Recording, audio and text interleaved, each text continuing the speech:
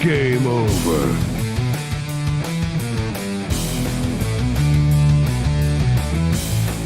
Fuck! What the fuck? Fuck! Who the fuck? Fuck this fucking... How did you do fucking... Fuck! Game over, man. Game over.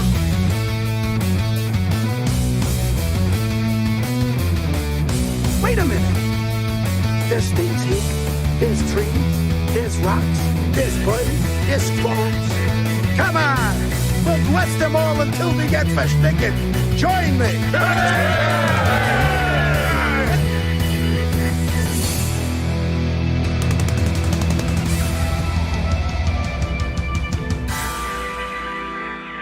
Why didn't somebody tell me my ass was so big?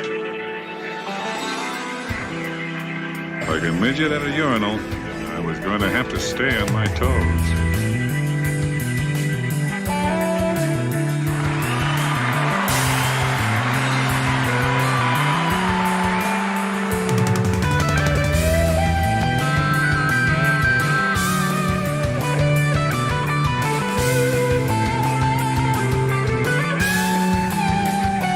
I'm gonna come.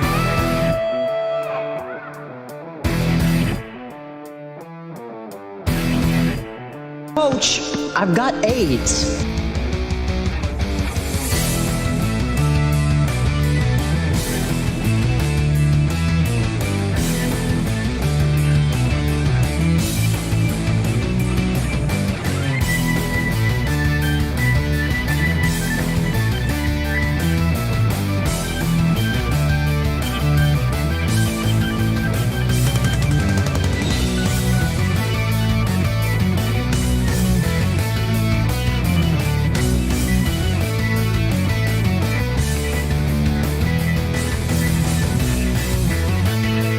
Mouth all glued up. Connie Juice, I asked you a question.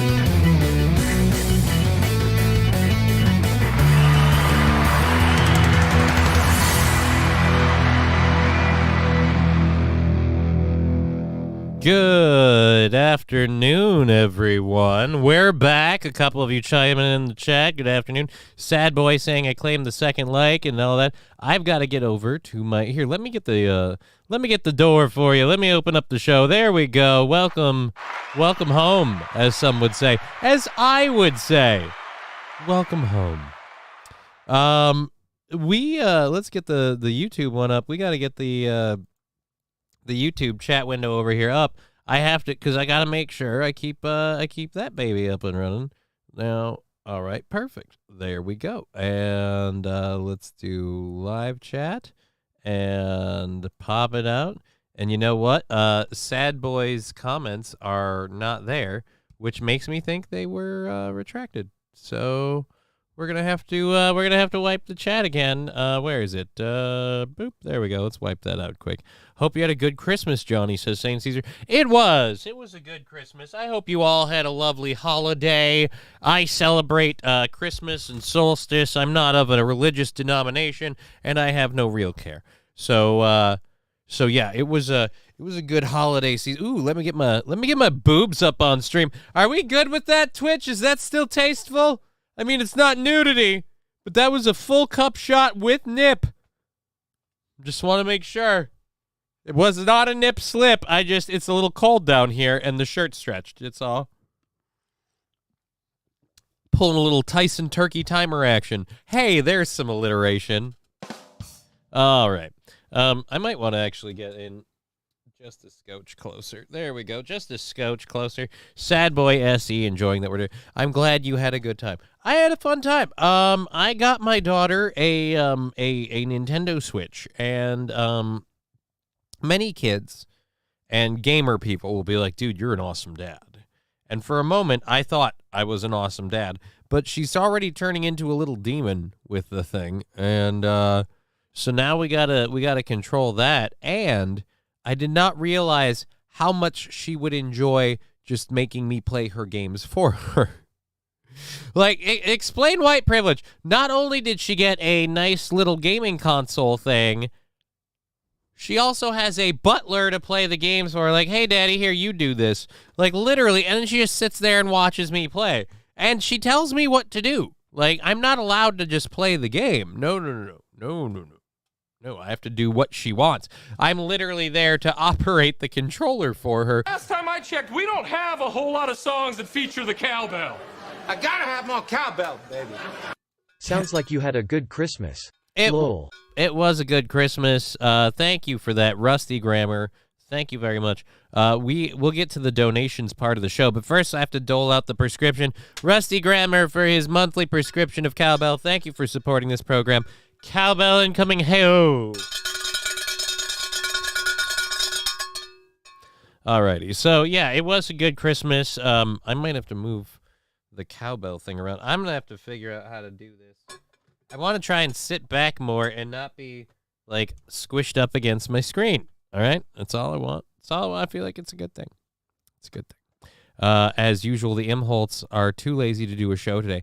St. Caesar, they in their defense, and I don't know if they're doing a show tonight, but in their defense, they weren't going to do a show today originally. Originally, they wanted me and Matt to do a show today, and Matt and me were okay with the idea. I don't know how gung-ho Matt was about it, but for me, it all got kind of slapped together last minute and kind of cramped my holiday plans, and I just went, as much as I could use the money, I was like, no.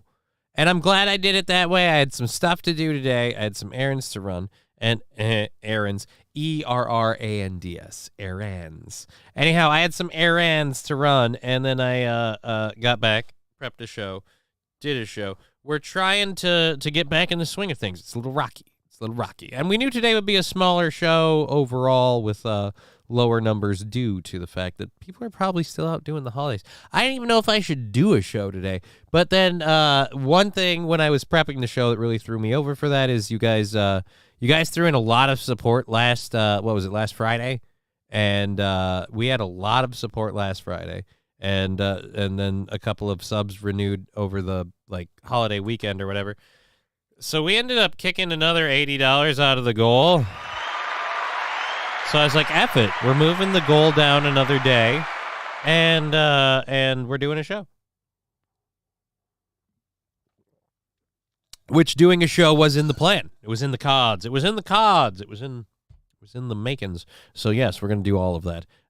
And we've got a full ass load of stories and things to cover. So we've got enough cat hair on the mic, apparently. Do we have our requisite quota of cat hair? Who's tickling my nostril now? Between the season and the cat hair on here, I just probably seem like I have a severe booger sugar addiction. All right, anyways, that's covered. We're all loaded and ready to go, ironically enough. So we're just kind of doing the filter in thing. But how long do we filter in? Because it looks like, like I said, slower day. Maybe we should be good. We've even got the hype train. We've even got the hype train locomotive. We've got the engine loaded. Little steam pipe Willie there. And so yeah, everything's ready. If anything happens, I'm glad you had a good time. It was a phenomenal time. I got a personal grow-op thing somebody bought for me. So now I've got to do a whole... I've talked myself into doing a whole video series on setting up and growing weed.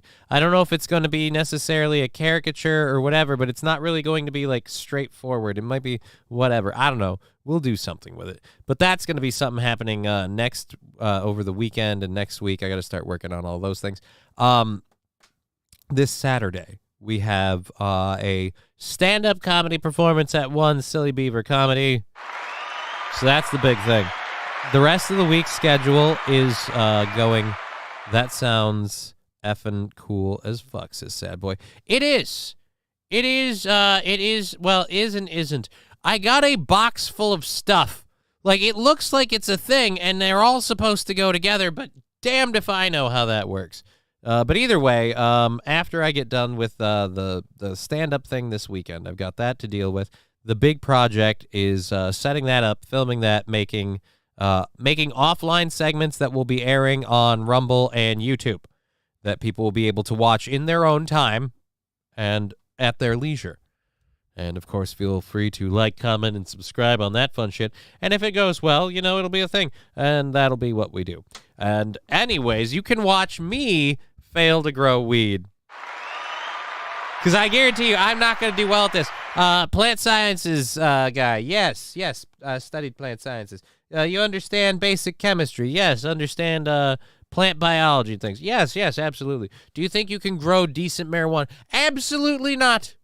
Absolutely not. It's going to suck, and I'll be willing to let other people smoke it. That's the way I look at it. Good luck and have fun, and may your harvest be a shitload of chronic. Dude, it would be sweet if it was. It'd be sweet if it was. But I don't expect it to be. As someone explained to me recently, when it comes to growing marijuana, the actual growing of the plant, it's much like wine. Anybody can grow. You know what? It doesn't take a whole lot of brain cells to grow grapes, but that ain't the wine, motherfucker. There's a process to it, and you got to get that shit right. And guess what I'm probably not going to do? But it'll be fun. We can all watch me fail. And if I succeed, then I'll just look like a tard anyway, because, you know, I'll smoke myself tard. Anyways, let's not get too hyped up about what that is. We literally haven't even started. It's just a plan for something happening after this Saturday. But again, this Saturday, Silly Beaver Comedy at Beaver Island Brewing in St. Cloud, Minnesota. So that's the big thing this week. And other than that, we've got shows to do from 2 to 5:30 today, tomorrow, Thursday, and Friday. And then I'm supposed to be on Imholt's program tomorrow morning. So I believe that is the plan. Alrighty, so that is everything. That's what we're doing. That's the schedule, blah, blah, blah. The minutes have been addressed. Are we good now? Thank you, Your Honor. Put the robe back on. All right, so here we go. Our first story that I did want to get into. You know what? We're going to have to grab you from a different route because now you're being a bitch, and I don't like that. So let's grab that story from a different route. Botox Cosmetic. Who and why? Toxin A. FDA approved for over 20 years. F your DA, okay? Sad Boy SE saying, I have smoked myself retarded already today, twice. Well, I'll tell you this. I'll give you this little insight to what I've thought of for what we're doing with this grow up thing. There will be a lot of like real information and stuff, and we will really be doing the stuff. We'll be filming, making all that. But there will also be very pothead nod bits that we're throwing into it too. So it'll be interesting. We'll get to all of it. Now, first, I got to get over to this, and we wanted to talk about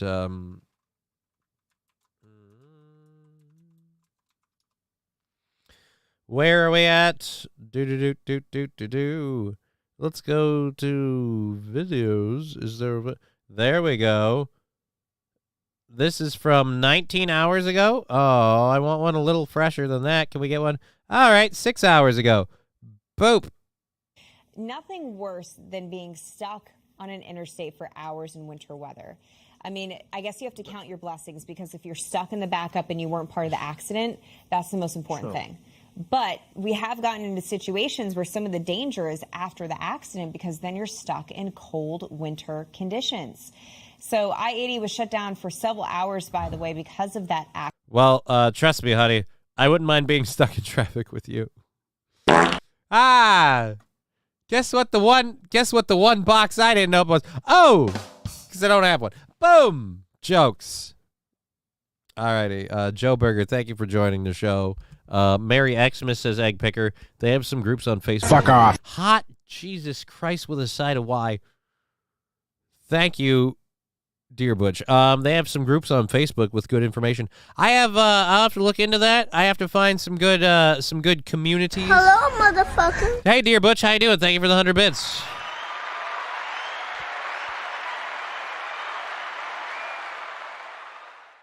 We're gonna try do things. We're gonna try to do things a little different because I don't speak it did so good. Look, we're gonna try and do things a little different. And I see you, Hobo Chili Recipe, jumping up in the live chat on Rumble saying Merry Christmas, Johnny. Hey, Hobo Chili Recipe. Now we're gonna use this for the show so I don't stop to smoke because I have what I would call a problem with the sound alerts being the way they are. Thank you, Johnny Chimpo. My rectum is now fully open. All right, so like I was saying, we're going to use this for the show so the show can flow smoother. But if a hype train does happen in honor of the fact that it's a hype train, and because this does kind of look like a little locomotive engine, we'll smoke that. So that's the thing. Johnny saying present. Yes, Johnny Chimpo, we have you accounted for. And a reminder to everybody over on Rumble, if you donate through the Rumble Rant subscriptions, all those round up to a point where we can tap it out, because it's like $50 to do that, and we just pay on the day of the show, kind of like Lab Glass just did with his ass. All right, so we're back on this. Old Sweater Puppies McGillicuddy here explaining Fuck off. that it's a white Christmas. Yep. Except it wasn't. It was a brown Christmas. Oh, they took the dirt road.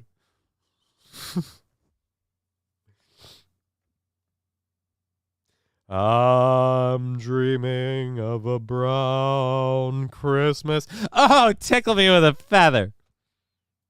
Stacked up 8 inches of snow across parts of the state. But again, it's really the combination of the wind and the snow. When it comes to blizzards, it's the reduced visibility that's going to get you every time. And that's her saying that. Again, she's very, very aware of blizzards. She's one of, I hate to be. Why are we belittling this woman? She's just a news lady here. I'm sure she's here for her talent, and everything that brought her here was her investigative and journalistic qualities, and in no way an A plus B equals whatever. Tough conditions across the Dos Central Plains. leches, We still have says Lab active Glass. blizzard warnings in That's effect. the thing. And now the northern fringe of the plains, really pushing through North Dakota, South Dakota, we have ice. So this is transferred from snow. Ma'am, it doesn't look good for you when you're like, all right, so now if other people understand, the weather is cold, and now we have ice. That happens. I've gone from like misogynistically just picking at her looks. Now I'm berating her intelligence. She's just reading the script that they wrote for her. Into freezing rain. So it's kind of encasing the snowpack. Right now, we have some ice accumulations coming in from Iowa, which did not see the snow, but they're definitely seeing some ice accumulations, about 1/4 of an inch. But where we are seeing some freezing rain reports this morning are in areas that did see some snowpack across North Dakota and South Dakota. You can see that pink showing up on radar. That's what you don't want to be caught up in. So temperatures of the ground. I don't know, ma'am. I don't know. Whose pink are we talking about? You see that pink on the radar? That's what you don't want to be caught up in. Well, I don't know. It is the holiday season. Maybe give a little. Uh-oh. Is Minnesota next? Is Minnesota next on what? Are we next? I hope. Oh, Jesus. How long has it been? I forgot to turn on the Deadpool light. Well, me with a drill. Well. Fuck. Anyways, 3 more inches of snow still possible. She just wants 3 more inches. It's not a lot. Give it to her. But not in the pink. So wait, you want 3 more inches, but not in the pink. Where are we supposed to go with that? Where, 3, but not, okay. Freezing, but when you step outside, it's going to look like it's raining until you slip out on your sidewalk and you feel that ice. And because we're seeing ice accumulations between 1/10 to 1/4 of an inch, that can lead to power outages. Right now, we're not struggling with large amounts of power outages, but we're just at the beginning. I mean, Michael, we're going to see freezing rain in a place like Grand Forks literally through about 7, 8 o'clock tonight. So we have an additional 1/10 to 1/4 of an inch of ice that is possible. She's tried so hard. Especially on those bridges, the overpasses, the on-ramps, and the off-ramps can be especially vulnerable to ice. And are you trying really hard to overcome your ethnicity or what I'm perceiving as your sexual identity? Because that could be really hard to, like, which way is it? Like, yo, dog, you got to watch out for the ice. Or it's like, oh my God, it's like so slippery. Like, which one is it? Which one? I fucking forgot about the guy. I forgot about the snowball. It is Sexual Pun Monday, except it's Tuesday. We came late.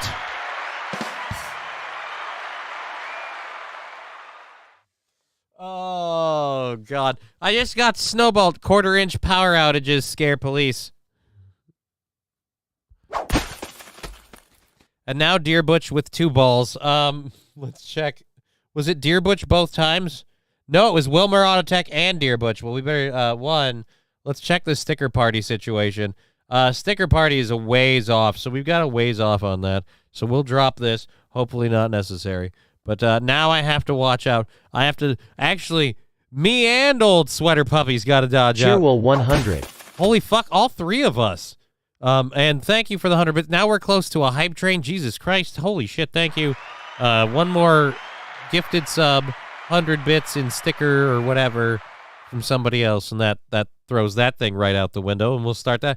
That's awesome. I would be on. Hey, welcome back from the show. And then if you want, I'd rather come late than early, says Fauna Gamer. That's the way to do it. And if any of you guys know how to aim them snowballs, let me know, because let's just say out of the three of us, you got 3 targets. Hey, but before we do that, if that does happen, should we assign a point value? I'm going to say 30 points for sweater puppies, 20 points for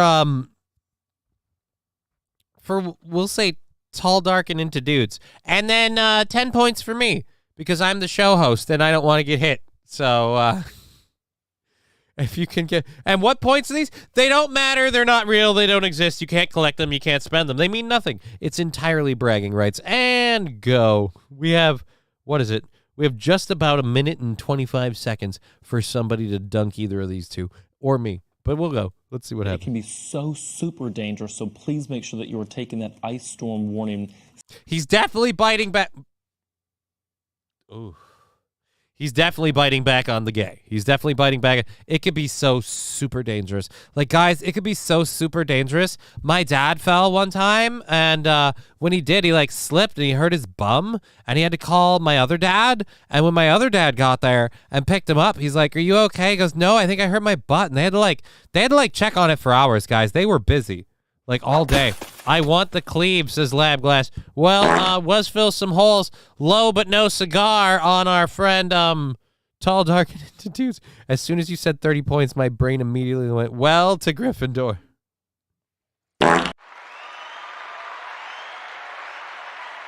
Nice. It's a Harry Potter reference for all of you who don't know what that is. Me, Harry Pothead. Hey, jokes. Sandy Squatch, merry day after Christmas. Good to see you, Sandy. I hope everyone had a wonderful Christmas. We're not expecting a large show, but we're having a good time. Might have a hype train starting up in the next 2 minutes here. We're enjoying a weather story from a lady I have misogynistically dubbed Sweater Puppies McGillicuddy, and a man I have assholishly dubbed Tall, Dark, and Into Dudes. And right now, people are trying to score points on slapping them with snowballs. But she's explaining how the weather is getting frightful, and day after Christmas, we're getting all the snow everybody asked for. Lab Glass has literally consistently hit the bottom of the screen. Just not enough heft into it. All right, anyways, here we go. Boo! Ah! Dear Butch with another... I keep wanting to hit start on the story, but I'm worried about 2 things now. Now I'm worried about a sticker party, because, yep, one of those is nearby, and then we might have a hype train. Either way, let's go. Seriously in parts of North Dakota, not to mention the blizzard warnings that we have. We have the winter weather advisories, the winter storm warnings. Again, a lot going on there. Blizzard criteria looks like this. It's not just the winds, but it's the visibility. And when visibilities are reduced to less than a quarter of a mile, you know, I mean, it's like being in a club in the middle of the night. 35 miles to 40 miles per hour for over a 3-hour stretch. The blowing and drifting snow, it especially makes it the blowing, tremendously difficult, Britta, because you think about the road crews, they plowed the interstate, and then with the blowing and drifting snow, in like 10 to 15 minutes, everything is covered back up, and you can't even make out where the lanes are. Yeah, it's an added factor, right? So looking at Fargo... Okay, you're smiling way too wide. Is it him talking? Is it him talking? I have to go back. This is the most interesting news segment on weather I've ever seen, simply from the fact of, are you having trouble with, let's say, him straightening it up? Are you having trouble with the straight man?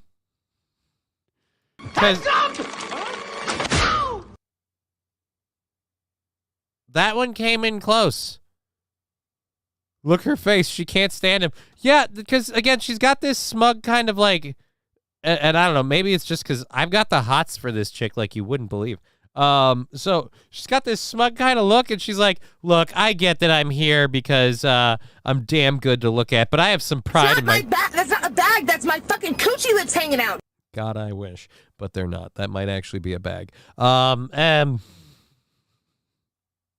So, so she's sitting here, and then this dude talking, she looks like, oh my God, could you 10 to 1 if you stand up, is it suction cup to the seat right now? You know what I'm talking about. Everything is covered back up, and you can't even make out where the lanes are. Yeah, it's an added factor, right? So looking at Fargo, North Dakota right now, we have rain in the forecast mixing over to snow. Notice the ground temperatures are above freezing. That's key. I mean, it's cold. We're talking mid-30s, but just a degree or two above that is. All right, are you guys just going to be lame now? The hype train's gone, so you killed it. Thanks a lot, assholes. Not you guys, those two. Notice Kansas City and also St. Louis. You guys have a chance of some snow. The crossover will be happening during the day. No, you did not. You did not draw boobs. They drew boobs. We know that you're in there. Are you messing with me? Now we have a fucking sticker party. She drew tits on the screen. She drew tits. Santa Claus. We have to rewind this, but we've got to wait for the sticker party. She drew tits. St. Caesar, she's giving me fuck me eyes. She is. And again, the snow hurricane, they drew tits on the screen. There's just two boobs. I'm gonna give you to I just got hit.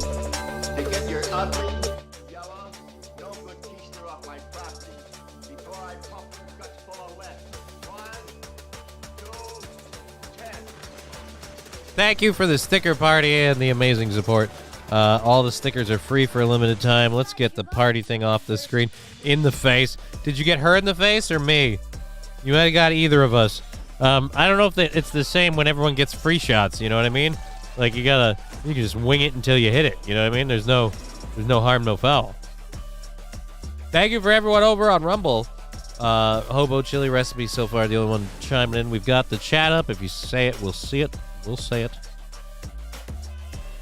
Gotta wait this to burn out quick.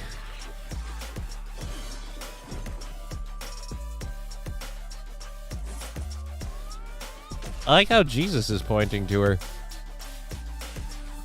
Christmas, you filthy animal, and a Happy New Year. All right, there's the music done. The snow has stopped falling, so I think the sticker party thing is done. These are all going to start falling off. We're going to have to rewind this. If you're listening and not watching, you know what? We're going to upgrade her name. Smoke Show McGillicuddy here. Smoke Show McGillicuddy here. Really doing the world a service just by being visually present. And in a play-by-play laugh like you wouldn't believe, she circles Kansas City and St. Louis on this map. And I'm sorry, but just for a moment here, we have boobs. Steve J saying Merry Christmas. Yes, let's Merry Christmas to you. I hope yesterday was awesome. Thank you for the 100 bits, dear Butch. Let's go ahead and rewind this just a tick.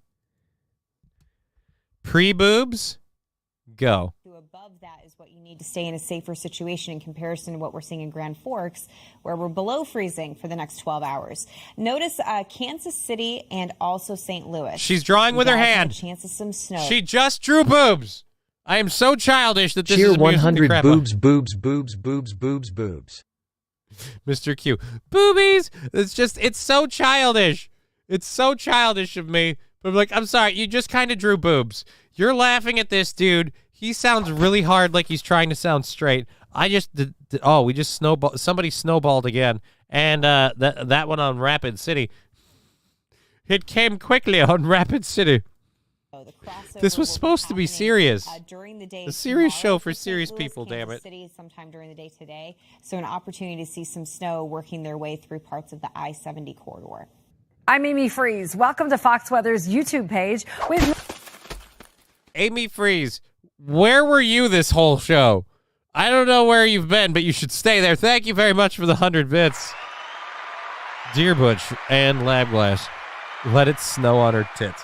Well, the sticker party's over, so the snowing part. Oh, I would have got her. He says, you know what? Here, boom, boom. Yeah, you would have got her. I'll give you it. Would have got her.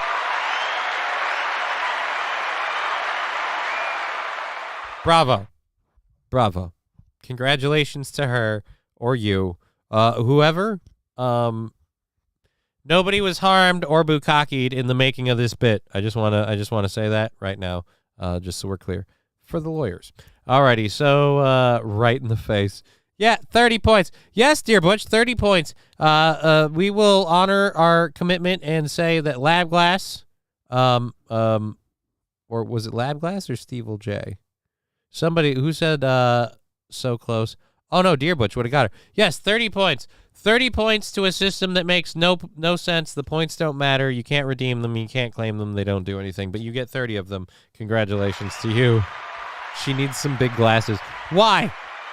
Why does she need big glasses? She has journalistic talent, and she's got those, you know?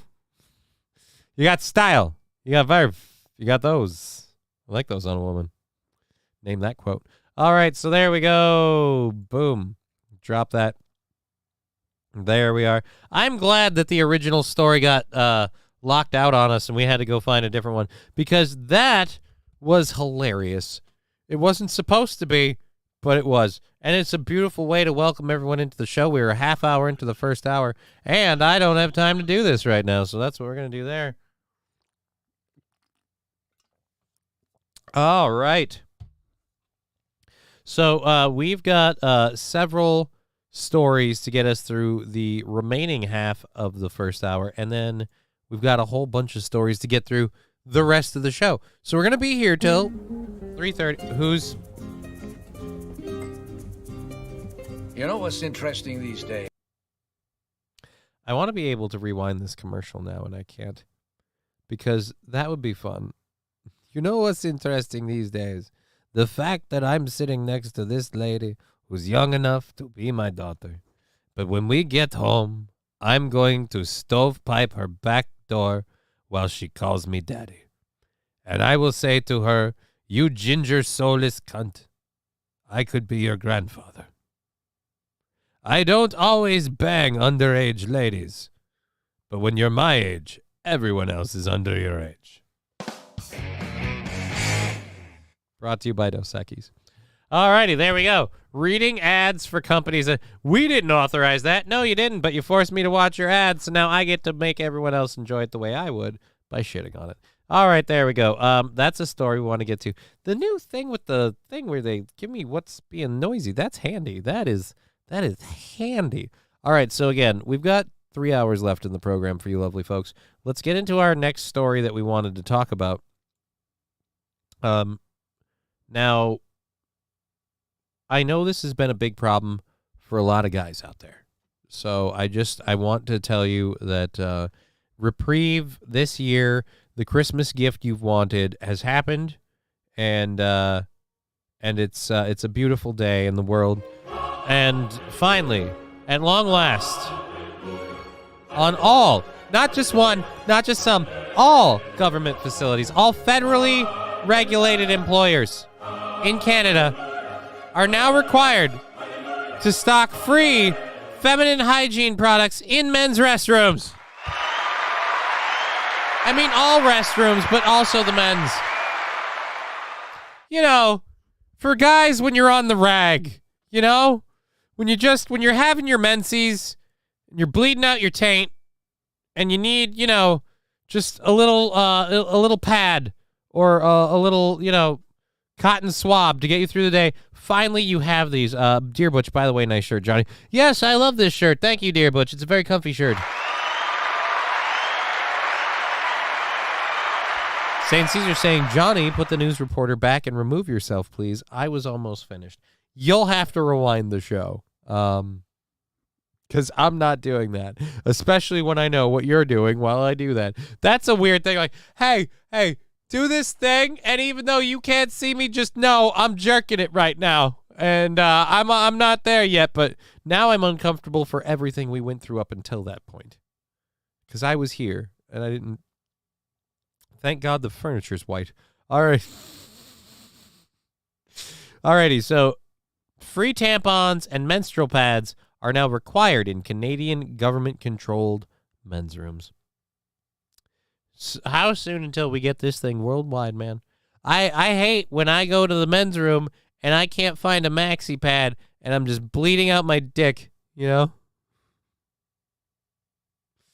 All federally regulated employers in Canada are now required to stock free feminine hygiene products such as tampons and menstrual pads in all restrooms, including men's. The new regulations, which went into effect earlier this month under Canadian Prime Minister Justin Trudeau's left-wing administration, specify that menstrual products must be in all toilet rooms, regardless of their marked genders, according to Canada's Employment and Social Development website. This means that every female-identified, male-identified, and all-gender toilet rooms will need to have menstrual products, the website says, noting that the availability of these items better protects menstruating employees and makes sure they feel safe to use the toilet room that best reflects their gender.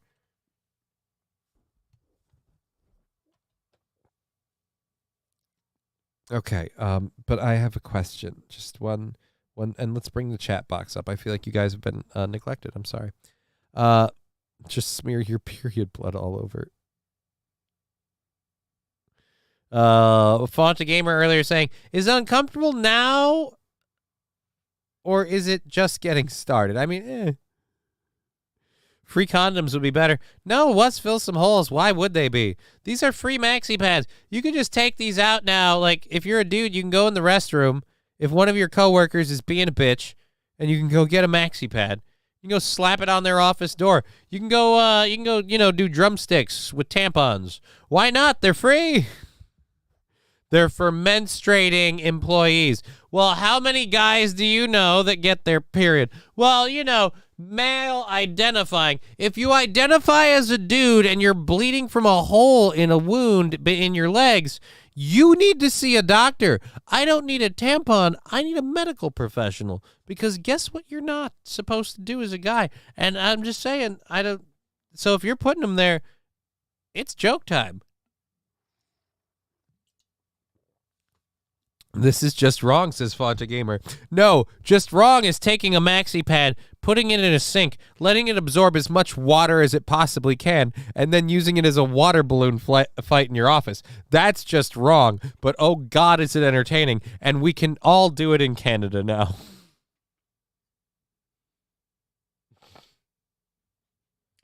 I would be fired so fast in Canada.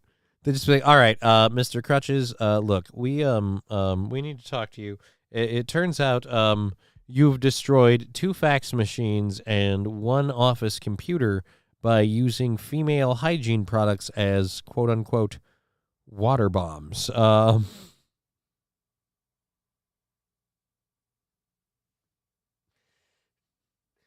Sir, I would like to clarify. They were not loaded with water. They were technically loaded with a gender-neutral fluid.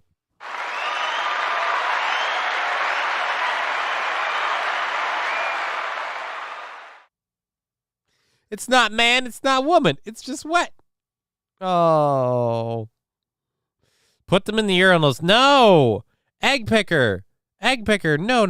Let's be clear about one thing. Putting them in the urinals makes more work for the janitor. Did the janitor sign off on this program? Is the janitor the asshole? Is the company the asshole? No, the company's following along with the rules and regulations. But I'll punish the company for doing that. I don't want to punish the janitor. The janitor's just trying to make a buck. I ain't sticking those things in the urinals. Again, I'm loading them up with water at the sink, and I'm hucking them at Sarah when she goes by to, fill out all the stuff from the mailroom and just be like, hey, I got a package for you, sir. Boom. There you go, 125 bits from LabGlass. Thank you very, very much for water delivery devices. Exactly, that's what it's for. Don't punish the janitor. No. Torment your coworkers. Get fired in an interesting way and annoy your bosses? Absolutely. But don't punish the janitor, and that's gross. You got to do that stuff. No, man.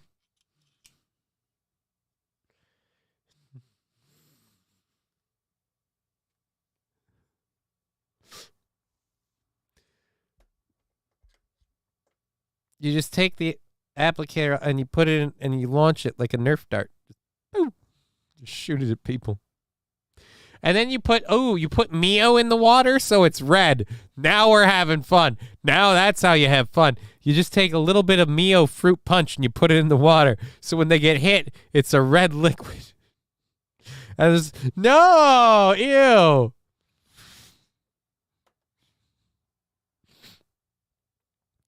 Alrighty. The policy applies to all federal public service departments, crown corporations.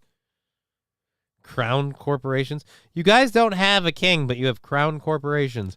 Banks, airports, and train yards, according to the Canadian Broadcasting Company, or CBC. The products are intended for employees' use and not for members of the public. The publication. So wait a minute. So federally regulated buildings have the tampons, but I have to be a federal employee. Those are government maxi pads. Well, now I want to steal them. You go after my tax money, I'm going to go after your tampons. That seems like a fair trade. Alrighty. Let's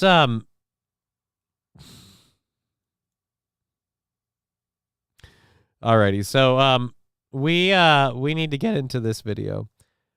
It's the season of giving, and the main person responsible for all that giving is a guy called Santa. Well, we've got a video of a guy called Santa who, Santa made a drug bust. Well, you better watch out. You better not cry, or else Santa Claus might show up at your door with a sledgehammer. This video, released on Saturday by the Peruvian National Police, shows an undercover officer dressed as Old Saint Nick executing a drug bust. Police said Santa disguise was used to infiltrate an unsafe neighborhood without arousing suspicion. The operation led to the arrest of two men, one of whom is known in the local press. Wait a minute. So, get him, Santa. Again, so wait a minute. So, let me get this straight. It's an unsafe neighborhood, but a guy dressed up as Santa Claus raised no suspicions. It's an unsafe... Here, let's get the camera back on. It's an unsafe neighborhood, but when you had a dude literally walking down the street... So, look, you can't go down there. You might get mugged. Who's the guy in the red suit with the beard? He's just out giving gifts, man. Why are you being a dick? I have questions. I mean, this is a dangerous part of town, and there's Santa. Where are his gifts? How do we know he's not getting rolled for his sack? All right. Not only am I impressed at the skill of the undercover police officer, I'm impressed that it fucking worked. Santa does have free time now. Well, this was before, or if this was during Christmas, that's even better. Let's go back a bit and see where we're at. Boop. Saturday by the Peruvian National Police shows an undercover officer dressed as Old Saturday. So this is a couple days to Christmas. Bust. Police said Santa disguise was used to infiltrate an unsafe neighborhood without arousing suspicion. The operation led to the arrest of two men, one of whom is known in the local press as the Grinch. Wait, you're fucking shitting me. Oh, and you went there. I can't go back now. I hate that you do that. Wait, no, can I? The guy was known as the Grinch. All right, we do. You're a mean one, Mr. Grinch. You sell lots of blow. You're a pusher and a peddler. Some would say that you're a meddler, Mr. Grinch. One more time. One more time for Santa. Kids, he's real. He's real and he hates snow. Well, you better watch out. You better not cry, or else Santa Claus might show up at your door with a sledgehammer. This video, released on Saturday by the Peruvian National Police, shows an undercover officer dressed as Old Saint I need to see the Grinch executing a drug bust. Police said Santa Is that the Grinch? disguise was used to infiltrate an... Is it snowing or are those bugs? ...unsafe neighborhood without arousing suspicion. The operation led to the arrest of two men, one of whom is known in the local press as the Grinch. All right, we didn't get enough of a look at him. The rare Nikes sold at auction for $50,000. Yeah, I don't give a shit. The rare Nikes. You've been a naughty one this year. I want the Mr. Grinch song. I want literally the Grinch story about the Grinch being a drug dealer. You're a mean one, Mr. Grinch. You step on your product too much. You cut it with coffee creamer. I might as well stick it in a steamer, Mr. Grinch. I have to do a half an 8-ball before I even feel this shit. Like, I mean, dude, the Mr. Grinch song could be awesome if it's about him being a drug dealer. Why are we not working on this? This needs to be a thing. All right, speaking of things, you guys know Vin Diesel, right? You know, old Vinny. Vinny's a thing. He's an actor, you know? He's a guy. He does shows and stuff. Well, this was from before our holiday break, and I don't know how much of this is like I updated 2-minute read updated 9/15 December 21st. So no updates. Let's go ahead and hit play. Actor Vin Diesel has been accused of sexual battery and creating a hostile work environment. That's according to a new lawsuit filed by one of his former assistants. CNN's brand new entertainment correspondent Elizabeth Wagmeister. All right, Elizabeth Wagmeister, entertainment correspondent. Let's just say what that is. You like to keep up with the gossip, and you got a nice pair of booms. You know what I mean? Actually, we don't know that. She could be flat as a board. This one actually looks like she might have been hired on skill. What are you saying? Nothing? The family man Vin Diesel. I beat my wife a quarter mile at a time. All right, look, all I'm saying is I'm not surprised. The part that hostile work environment.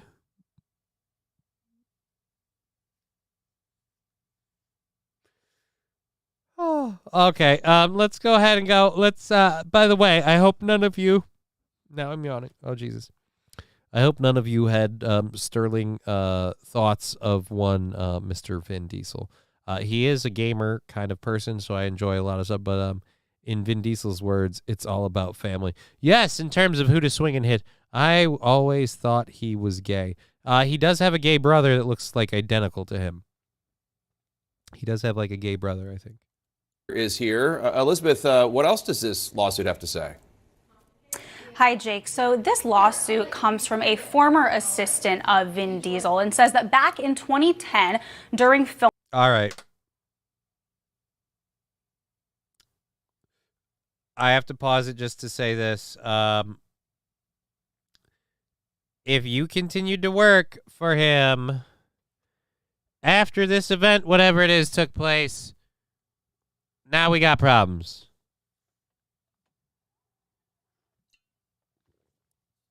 If he was physical with you or sexually battered you, but you continued to work for him, then we got problems. If you stopped working for him and the lawsuit took till now, that's the fucking legal system for you. But, by the way, if I just waited a second or stopped a second sooner, I'm not sure. But we're like halfway there. Or at least St. Caesar is.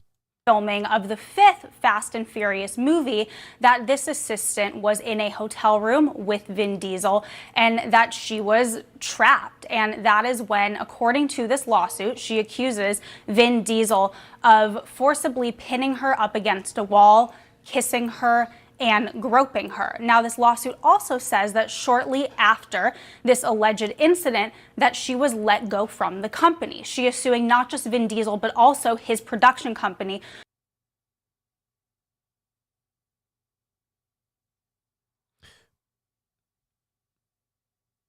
So he groped you and then he fired you?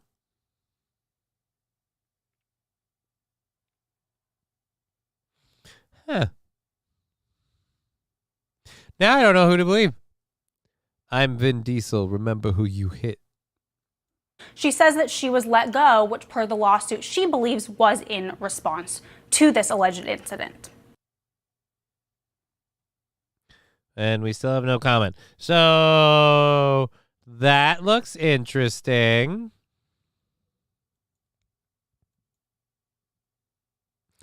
I finger pop my assistant a quarter digit at a time.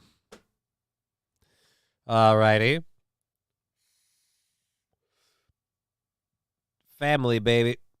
I mean, she wasn't family. At least I hope not.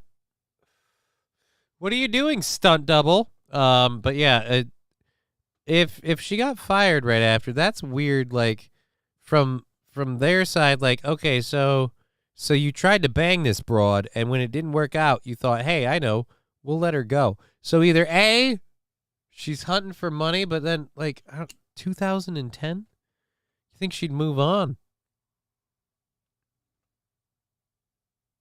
If it takes 13 years to come forward, it's fake. Well, she was fired after that, and so, like, that's where I've got some questions. But I kind of agree with you, Mr. Q.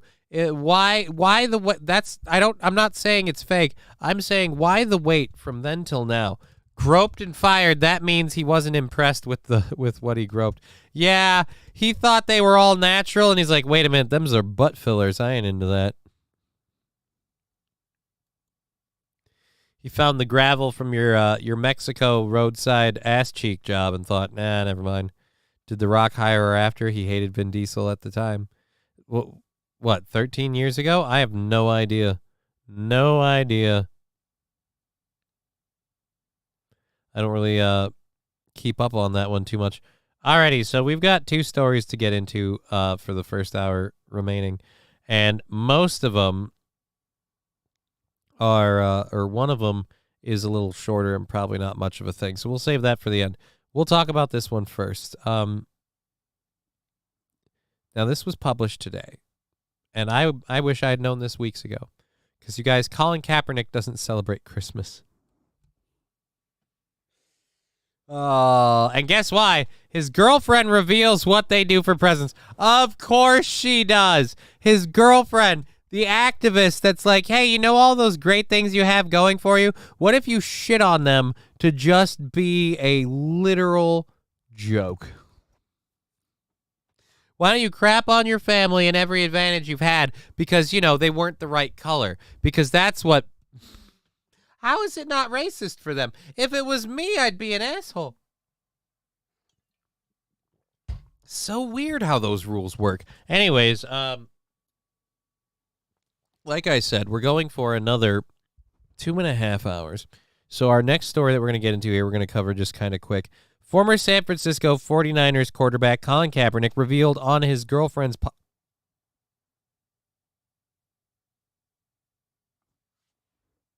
One second.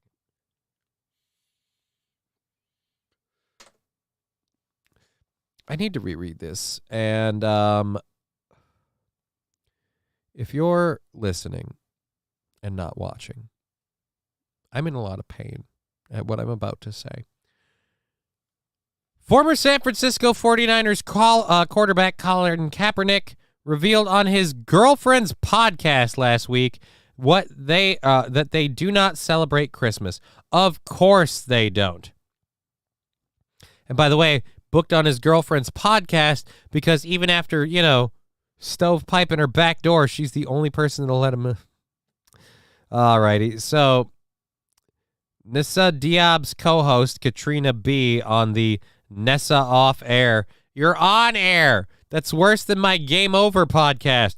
As asked Kaepernick what he was getting Nessa for Christmas, that was when he told her they do not celebrate the holiday. We don't celebrate Christmas, he said. Nessa explained that they do something else instead of giving each other gifts. No, I'll tell you what, we don't give each other gifts. I think for Colin and I, we just enjoy really great experiences with each other year-round, she said. Katrina, who works with Kaepernick on several of his off-the-field projects, because he has no on-the-field projects. His on-the-field projects is he's not on the field. Just so we're clear. Off-the-field projects include the Know Your Rights camp and his publishing company, said she wanted her partner, DJ Tone Deaf, to at least pretend that he likes the gifts that she gets for him. The guy's name is DJ Tone Deaf. He's not going to pretend he likes your gifts. He's tone deaf. It's on brand. All of you are stupid. It's the energy that you guys are on, and you guys both understand it. I think it's fine, Katrina said. And if someone wants to go the extra mile and give a gift, that's cool, too. But you shouldn't feel bad if you didn't give them anything. So we're not going presents with our significant others. You don't do that. I actually don't do that. We don't even celebrate anniversaries. We don't do any of it. So your activist girlfriend or wife or whatever, you don't celebrate anything. Great, cool, good for you. Life must be so awesome. Oh, wow. I can't believe. How is it? I want to know, when you spend so much of your time shitting on everything good, how are you ever happy? I crap on a lot of stuff, but I enjoy a lot of things too. You got to have a balance. I hope she's white. I don't think so. I don't believe so. With the how she hates all things white, and how pretty much the white patriarchy is like the ultimate evil. I'm pretty sure she is of an ethnicity.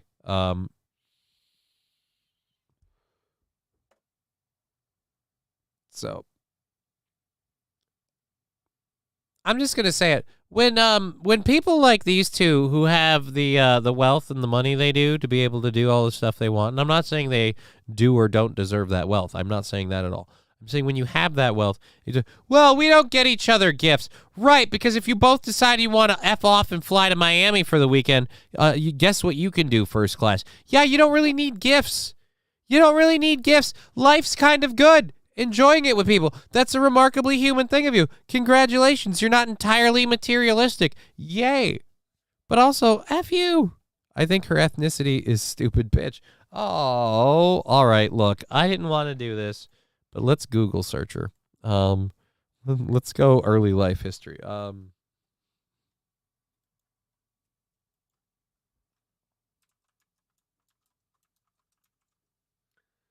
Colin Kaepernick. All right, let's go. Wife. Former NFL and his longtime girlfriend are officially parents. All right, Nasa Diab. No, I think she's like Egyptian. At least that's what the name certainly don't sound. Nessa Diab. American TV, radio personality, host. She's born in Los Angeles.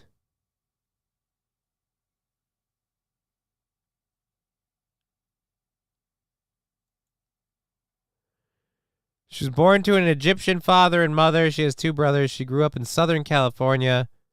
Her dad's job frequently moved her family between California and Saudi Arabia. So,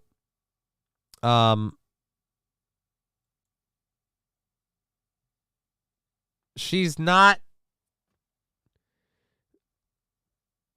She's really light skinned. Let's just say it that way. But yeah. So I don't know. Whatever. He's half white and raised by a rich white family, hates cops and white people. Yeah, that was all stuff that started when he hooked up with, I believe, Nessa. I'm pretty sure it was Nessa that started all that.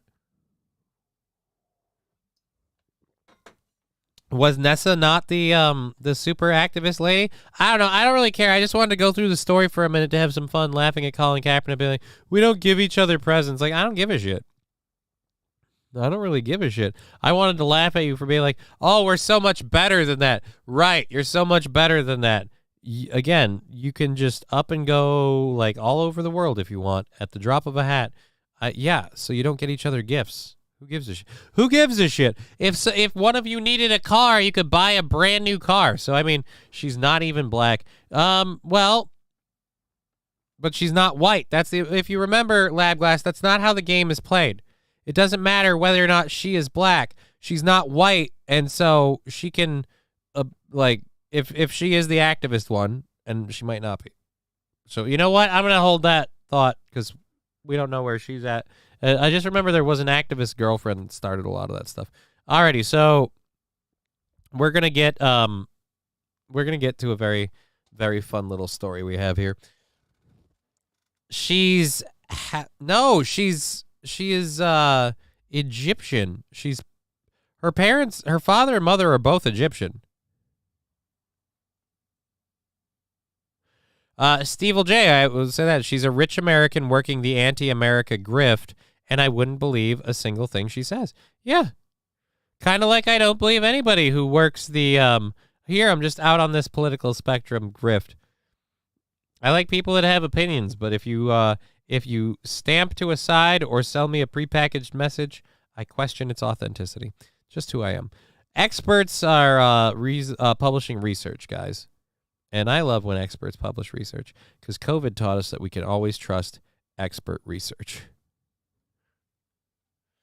All right, I'm going to wipe the chat just because, Mr. Q, I have no idea about any of that.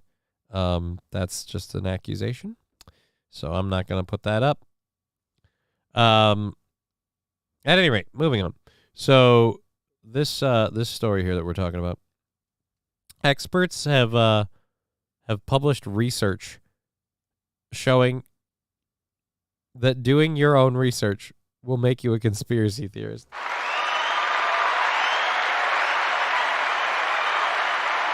So what do these experts now know about 9/11 then? Because did they do their own research? It's really, really weird. So doing your own research... Look, I'll give you that if you do your own research poorly, you can get led down a hole. But this seems a really, really, really hinky. Ironically, or I should say unironically, a team of U.S. researchers did their own research to show us that doing your own research will make us conspiracy theorists. The results of the study showed that 19% of participants were more likely to believe fake news and become conspiracy theory nuts after they had performed an online search to find the truth. Yes, because some people will just take the first truth they're given. Kevin Aslett.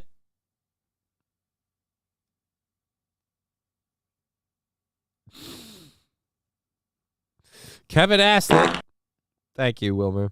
Assistant professor in the schools of politics, security, and international affairs at the University of Central Florida and lead author of the paper published in Nature said, in terms of political consequences, increased belief in misinformation has the potential to increase political cynicism and apathy towards politics, lower trust in reliable media sources, increase polarization, and motivate political violence. Aslett told Forbes. He references the events of January 6th.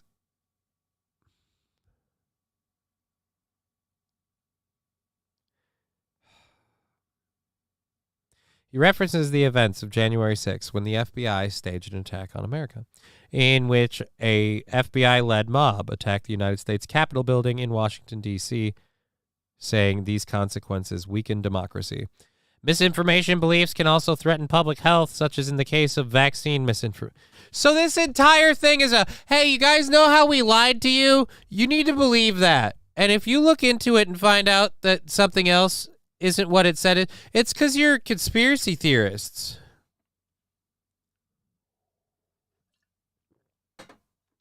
Or, just positing a guess, or you lied about the COVID vaccine, and again, the FBI, particularly EPS and the unknown agents of the FBI that stormed the Capitol. Again, hey, Johnny, I'm here. We can restart the show and go till 6. No, we can't. We can't do that. I want to end the show at 5:30 and then hang out with my kiddo, and that's my day today. Alrighty, so basically, those who doubted the efficacy of the COVID vaccine or disagree with climate hysteria are misinformed. It doesn't matter how many times the things they disagree with or the things that they don't. It doesn't matter how many times they're proven right. He says it has to do with their search terms. The example given from this headline, U.S. faces engineered famine as COVID lockdowns and vax mandates could lead to widespread hunger unrest this winter, which the study rated false. The article in question is from a 2021 when supply chains had left grocery shelves all but empty and people were literally going hungry.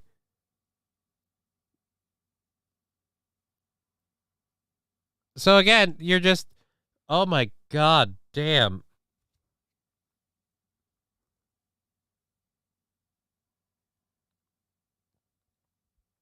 The first issue is that the research required participants to download a logging plugin that would record their internet and computer activity, which pre-selects for a certain kind of participant. Someone would have to be gullible enough to download a logging program onto their device. So yeah, you just got really dumb, gullible people so you can push the message that, hey guys, it turns out if you don't believe what we tell you, you're a conspiracy theorist. As Phil Some Hole says, not hanky at all. I believed the media story about January 6th for a while, but then somebody told me the police opened the doors. Here's where I stopped believing the narrative with January 6th the minute that Ray Epps was not declared like public enemy number one. January 6th happened. The first thing we heard was Trump was responsible. Trump's people were responsible. MAGA, MAGA, MAGA, MAGA, MAGA. And I was outside of all of it, immediately going, yeah, but that old bald fuck guy, the one saying we're marching on the Capitol.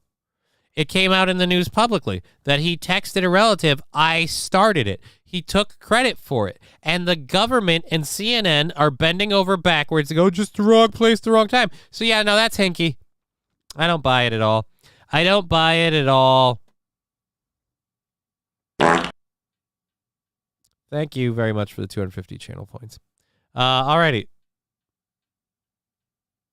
Falling the great. Why? Why can't we restart the show? Because I have things to do, man. I got stuff to do. I can't just restart the show because you're here now. I appreciate your support, and it's awesome. But, we got a schedule to keep, and I'm falling behind already. I'm busy talking about conspiracy theories. Because apparently if you do your own research, you are more likely to be misinformed. To which I say, that depends on how much research you're doing. If you get all of the research that's available, you're more likely to be more informed. You can still take the wrong information from that.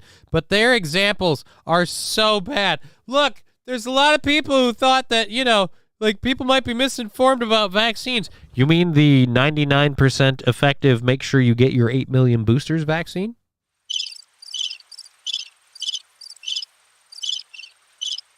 It's so effective, they always need you to get another one. And they now publicly admit getting the vaccine doesn't prevent you from getting the disease. So just, do it. Tell Fallen that he missed the booby story. Oh, yeah, Fallen, you missed smoking hot news lady who drew boobies on a teleprompter, on like a teleprompter screen. Egg picker, careful, you're on YouTube. I don't really collect money from YouTube at the moment, and fuck them. Fallen the Great. What? Yes. Smoking hot news lady talking about the weather with a guy that was very, very questionable. There was a tension there. We made fun of it. And then at one point, she inadvertently drew something that kind of looked like boobs on the screen. So, yeah. Indeed. But, yes, as for the things I say about the vaccine, they're only based off of my own functioning eyes, things I've seen. I'm not telling people what to do if they want to get the vaccine, get the vaccine. I'm just saying it's, they've routinely lied about it. Its efficacy has gone from 90% to now we're down to 35% every 3 to 6 months? I don't know where it's at. All I know is I'm not touching that stuff and I don't believe them. If you want to do that, it's your body, it's your choice. At any rate, so yes, doing your own research makes you lame and gay. I mean, uninformed. Same difference. So we're Disney now? Okay. Boop. Or is that's where we're supposed to be? Good. The bit rate's been up and down, but solid for the most part. Solid. All right, so let's load our second hour stories. We are going for another 2 hours and 15 minutes. So we have really long eyelashes and eyebrows. We have another couple hours of programming. Let's grab our second hour stories. For our second hour, I got to pull the audio down here. For our second hour stories, we're going to be pulling up a video about a giant iceberg. We're going to be talking about a story about an online streaming personality you may or may not know about. We're going to be talking about a guy who set the internet on fire by cleaning a skillet. We've got a story about a police officer accidentally pulling over his captain. And we have, yes. We have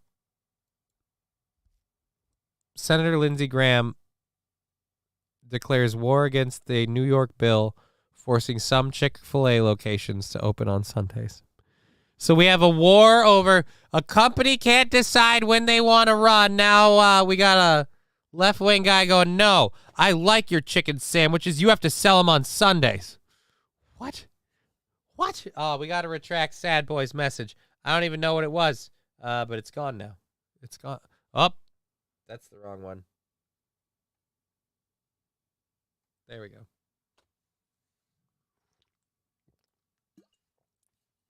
All right. Again, we're going for another 2 hours and 15 minutes. So let's get into a couple of these stories. I want to get into the Senator Graham one, but I might want to save it for a bit. We're going to go ahead. Oh, thank God. I had the audio down. We're going to go ahead and kick into this one. There's an iceberg that's apparently 3 times the size of New York City.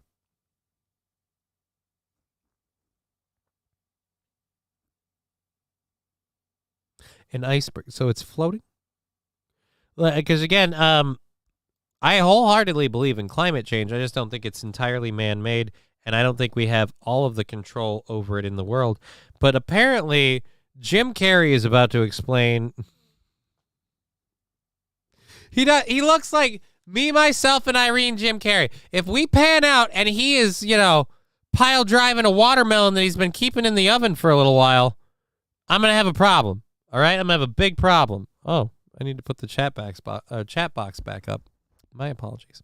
So, yes, I'm going to have a problem with this. Is the iceberg Renee Zellweger? It's Dr. Robotnik. Oh, no.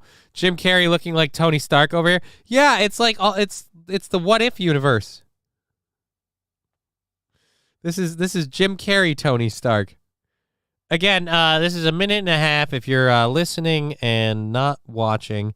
This is a video, apparently scientists getting a look at an unprecedented look, a rare look at an iceberg 3 times the size of New York City, which, again, I don't think climate change is man-made in particular. I think it could be affected by those things, but I don't think it's man-made, but just the change in the climate is worrisome. Let's be honest. Sonic Clutchio rings. Oh, dude, yeah. It's where's Knuckles? Be excited to see it.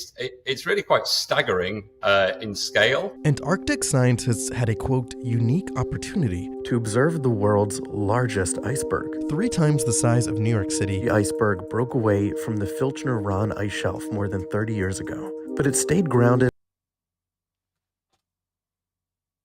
I take back everything I said. So this thing's been sitting there for 30 years?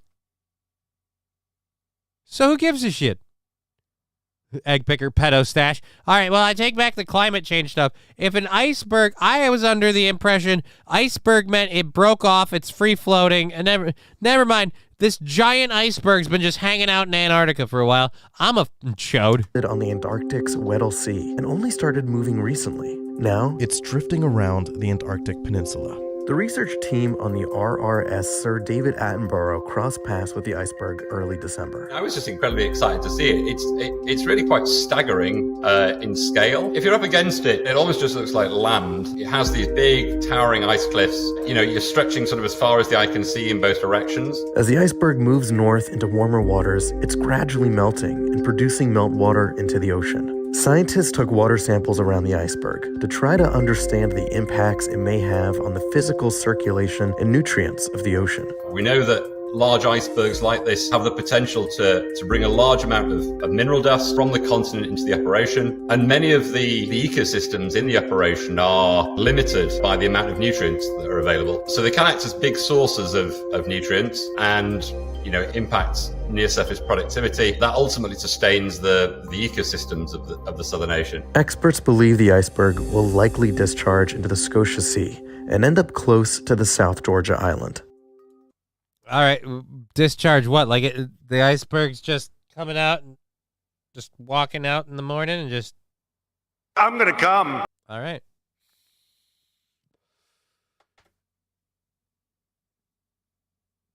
This doesn't make sense. 30 years ago is recently. No, egg picker. Can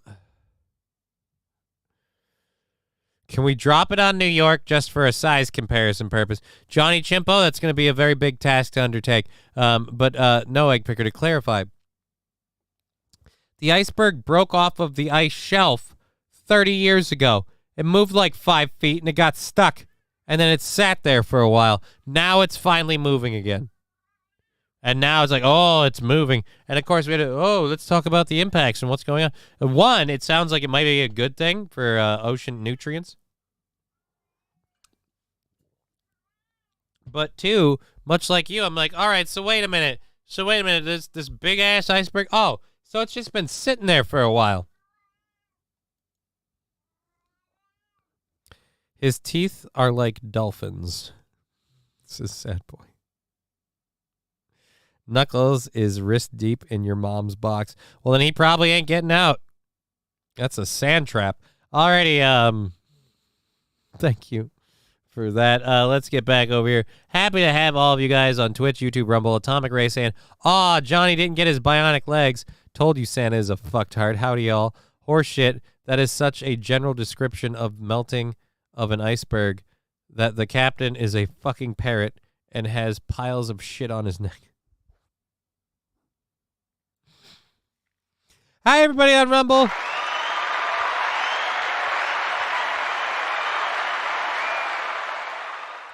We really love having all you guys over here on Rumble.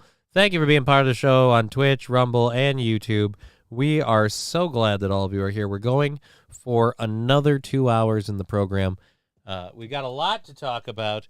For those of you that have missed it, just so we let all of you know, if you missed it earlier, you might want to go back because we did have a pretty lady inadvertently draw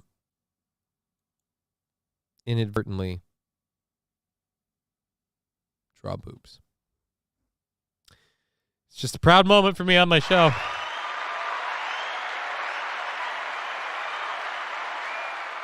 St. Caesar says, how much for till midnight? Not happening today, man. There's too many people that have to get up early tomorrow morning, me being one of them. The show is going until 5:30, and then I'm tapping out because, good God damn it, I need a break. And it's been popping a squat. Now it relieved itself.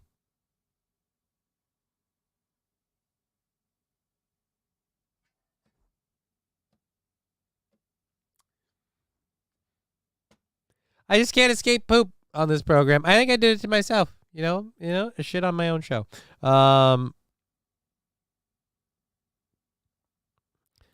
So I don't know if you guys know who she is. We'll pull up a couple of pictures of her. There is a lady known as Pokimane in the streaming world, and she got in a little bit of trouble recently.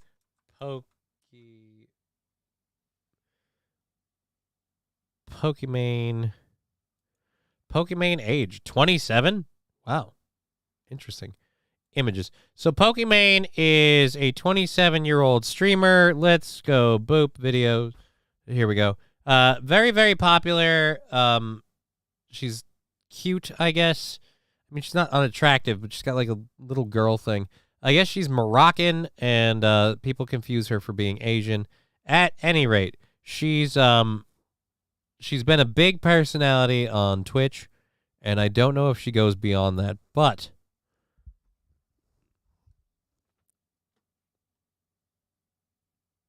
Oh dear God, no! Don't play that bitch. I'm not playing that bitch. We're talking about her. There's no story. Or there's a story. There's no So she launched some cookies recently, and apparently she got into some trouble. Did Pokimane admit to repackaging Mina snacks and calling her fans stupid as fuck. So let's just go to the screen share of the tweets in question. So I don't know who got these tweets or how they're circulating, but someone wrote, "Hey, she wrote someone, "Hey, I hope you're doing well. I'm launching my first ever product next month and would love to have you be among the first to try it. If you're interested, please fill this out by Monday. Take care." I'm guessing this went to all of her fans. And then she said to someone else, "They're just some stupid," or maybe the same person, "They're just some stupid cookies I repackaged and am selling at like 10 times the price, but my fans are stupid AF, so they'll buy them anyway. They taste pretty good at least. Time to get rich off of stupid little girls and simps again." I really have trouble believing that these are real. This is interesting. That's way too perfect. For anyone that hates on her or wants to hate her, that's way too perfect of a gotcha thing to stop putting that up there. All right. On December 20th, 2023, Twitch streamer Inane Pokimane went viral after Minecraft star Clay Dream uploaded a video titled "The Truth." In the 1 hour and 22-minute feature, Dream leaked leaked private messages from Pokimane and Felix XQC. In one of them, the Moroccan-Canadian personality seemingly said she had repackaged Mina snacks and sold them at 10 times the price. According to the message, she also called her fans stupid as AF.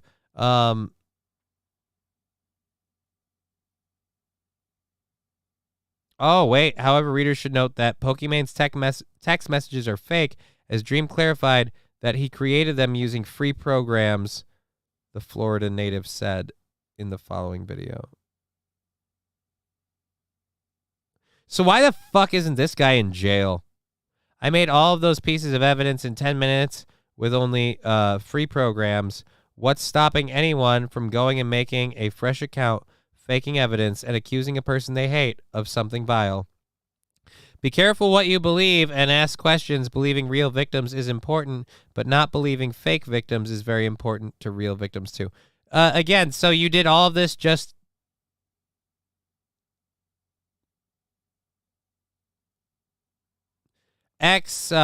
User featuring Offline TV co-founder admitting repackaging Mina snacks has amassed over views. Another community member remarked that the social media post proved Dream's point. Yeah, sure, they proved Dream's point. He still made this up.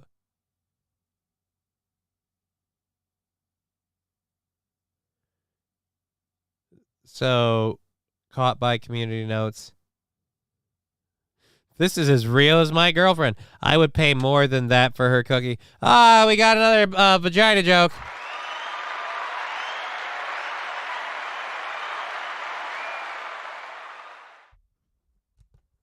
Sad boy SE. What a see you next Tuesday. But she isn't, though. That's the problem. She isn't, though. Is this the girl that sold the cookies? That was the girl. She drew boobs, says sad boy. SPE. She did. She drew boobs. She drew boobs. Hey, Johnny, I just found this. A tax engineer company, Texas factory.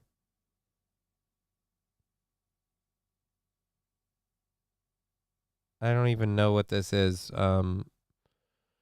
We'll see if I feel like talking about this. Oh, wait. Tesla robot, a tax engineer. Okay, a Daily Mail thing.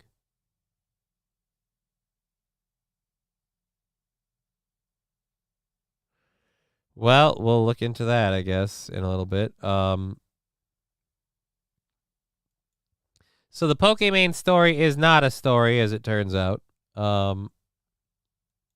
we'll go ahead and ditch that. We'll go to this one and enter. And robot uprising, it's starting. I don't know about a robot uprising. It's way too early. If it's starting now, count your blessings, because then it'll be over. Dream's video was proving people can fake screen grabs because he's facing pedo allegations. Right.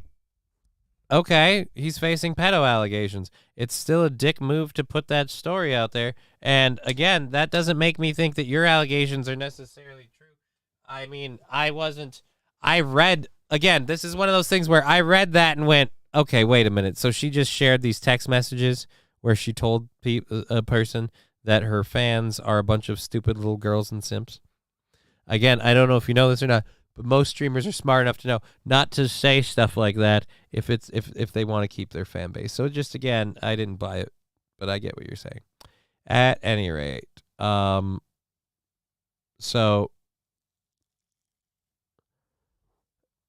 I don't know how I feel about this. He said they were fake in the video. They clickbaiting in the article. Yeah, he said he made a video after that video. He made that video, released it, and he made a follow-up video saying that was all fake, and I made all that stuff in 10 minutes with free programs. I don't know if he released them like 10 minutes apart or anything like that, but he did a follow-up video where, yeah, he claimed it. But he fired the shot to get the attention. I get what people are saying, like, it's proving his point. Yeah, and it's also maybe a smokescreen to divert from the stuff he's going through. But again, proving his point by doing something shitty. Cool. Did any of us think that it was hard to fake that stuff? I literally doubted it as I read it. Just that. Who's dumb enough to believe that bullshit? All right. Like, again, I'm not saying the guy didn't prove a point. I'm not saying the guy didn't prove his point or that his point was correct. I'm saying it's a shitty thing to do, just in general. It's a shitty thing to do. If you started the video out with, or if there was a disclaimer, by the way, these tweets were faked or whatever, if you did all of that, but he got the first one out there to get the attention, and he gets paid for this stuff too, so he made money off of this. So, again, he was making a point. He was making a buck, and he was throwing up a smoke screen. Whether it's to literally distract from something that isn't true or to hide something that is, who knows? But, yeah. But you will be accused of simping for Pokimane if you keep defending her like this. I'm not defending her. I'm simply saying I didn't think those tweets were real. And go ahead, say I simp for Pokimane. I don't watch her. I don't care about her. I pulled up this story because I thought we were going to bag on her. And then when I read the tweets involved, I went, wait a minute, what? She tweeted that? She texted that? She tweeted or texted that to somebody? Really? If willing to see a post is something as simple as simping, then I guess I'm simping. Better than simping for Morgue Pie. I don't even know who Morgue Pie is. All I know about Pokimane is that she looks like a streamer who got a lot of popularity for some very simple reasons, and she has popularity and she does fine. I was thinking she was kind of someone I was going to be ripping on with that story, but again, I got clickbaited. Again, proving the point of people getting clickbaited, but I didn't get clickbaited because I have to prove that Pokimane's an evil cunt. No, I was like, wait a minute, this is weird. This is the showing them the devil you are kind of thing. So that's the whole reason I went into it, and then I found out, like I said, not even cursory search, just the old eyeball test was like, all right, something don't smell right here. And again, Egg Picker saying, Dream's still sus, though. I know nothing about Dream, but now knowing that that's going on, I guess that's one way to distract. Alrighty.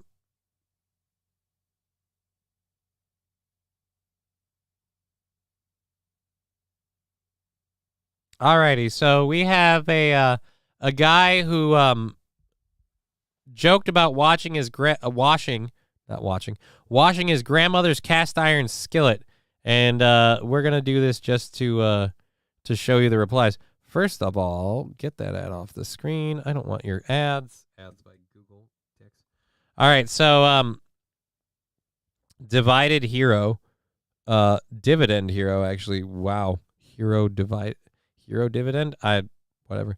My grandma always makes me do the dishes after Christmas Eve lunch. She'll be so happy to see that I cleaned her dirty old pan. And he's got a cast iron skillet sitting in the stove with a bunch of soap and water in it. Dear Butch, don't do that!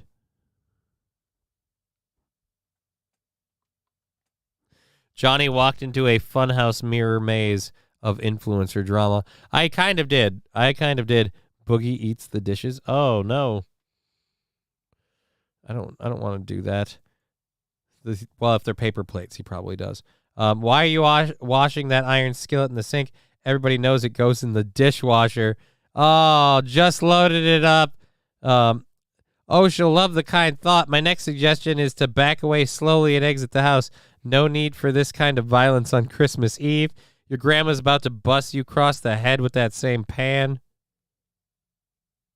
She's going to hit you with that. Blocked and reported. He's kidding. Don't get triggered. Too late. Just showed this to my fiance. I've never seen someone get so mad so fast. Oh, wow. So a lot of people freaking out about it. Can we go down? How many? Jesus, this really did upset the internet.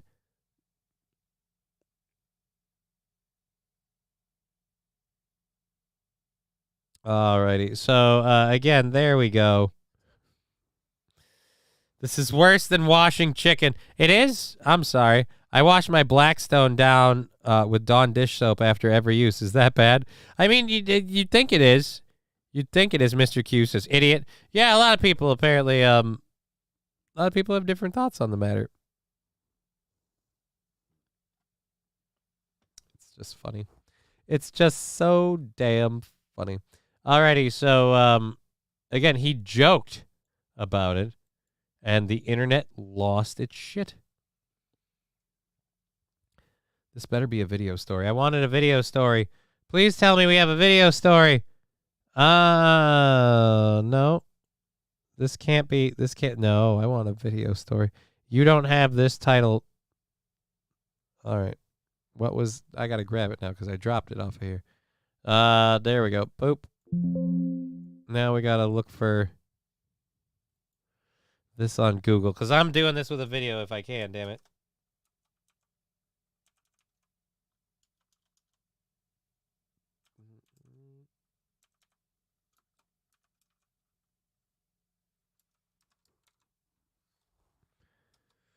All right, there's that one. Let's go. Videos. I want it in a video form. We need it in a video form, damn it. Officer captures under a piano in a hospital. This is from a day ago. How long is this one? All right, let's hopefully. Again, no actual video. How do you not have a video of this, man? Damn it, we'll just have to read it. Son of a bitch. You goddamn bastards. Alrighty. No thanks. I thought this would be a video. Bartlett Police Department caught a large beaver that was on the loose inside St. Francis Monday morning.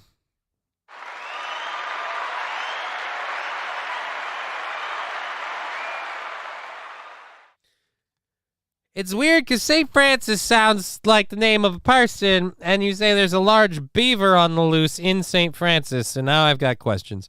I mean, how else can you get all the burnt shit off of it? So yeah, that's the thing. That's important. What you want is a good,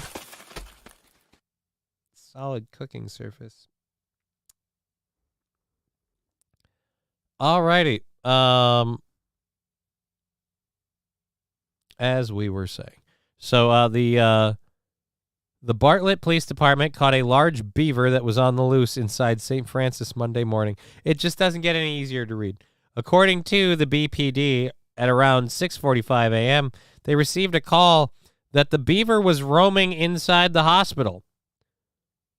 Officials said they made sure the animal found a good home. Wasn't it like a record-breaking beaver? I thought this was like a big old beaver. A big old beaver. Big old beaver covered in spam. So yes, they found a beaver.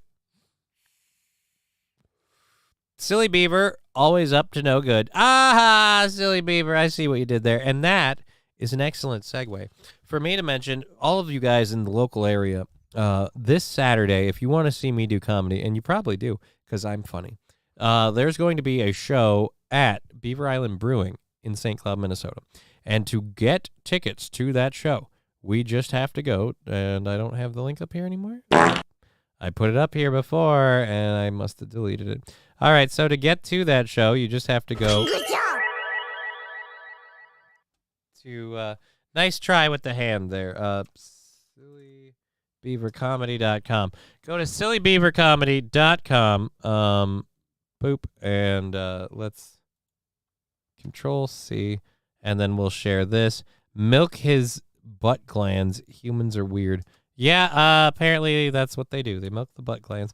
Can they milk them and put them back? Why can't beavers go to church? I don't know. Probably because they keep eating Jesus off the cross. Let's check the sticker party thing. That was a little loud. Halfway to another sticker party. Crazy. Awesome. Cool. We're going for another 2 hours. So this Saturday, if you want to see me doing comedy, you can go to Beaver Island Brewing. Beaver Island, or not Beaver Island. You can go to Beaver Island Brewing, but to get tickets, you have to go to sillybeavercomedy.com, and you can go down here, learn about the thing if you want, or if you want to hire the company that puts these on, you can do that. But if you click on the shows tab, you'll see that we have this Saturday, headliner Matt Doima, my buddy Jonah Maddox hosting the show, me performing in a very I got to get a better photo, and then Luke Pauling, who I've never seen perform. I'm excited to see that. You can also see who they have coming up every week at Beaver Island Brewing for Silly Beaver. Again, that's all at sillybeavercomedy.com. If you want to get the tickets, you can click the link right here, or we'll put this link up in the chat. They're $17 for tickets to the show this Saturday at Beaver Island Brewing for Silly Beaver Comedy. They have really cool shirts saying, I love Silly Beavers. It's my favorite shirt. I should have worn it today. Maybe tomorrow. And boom. There we go. In all the chats. We did it. We did it.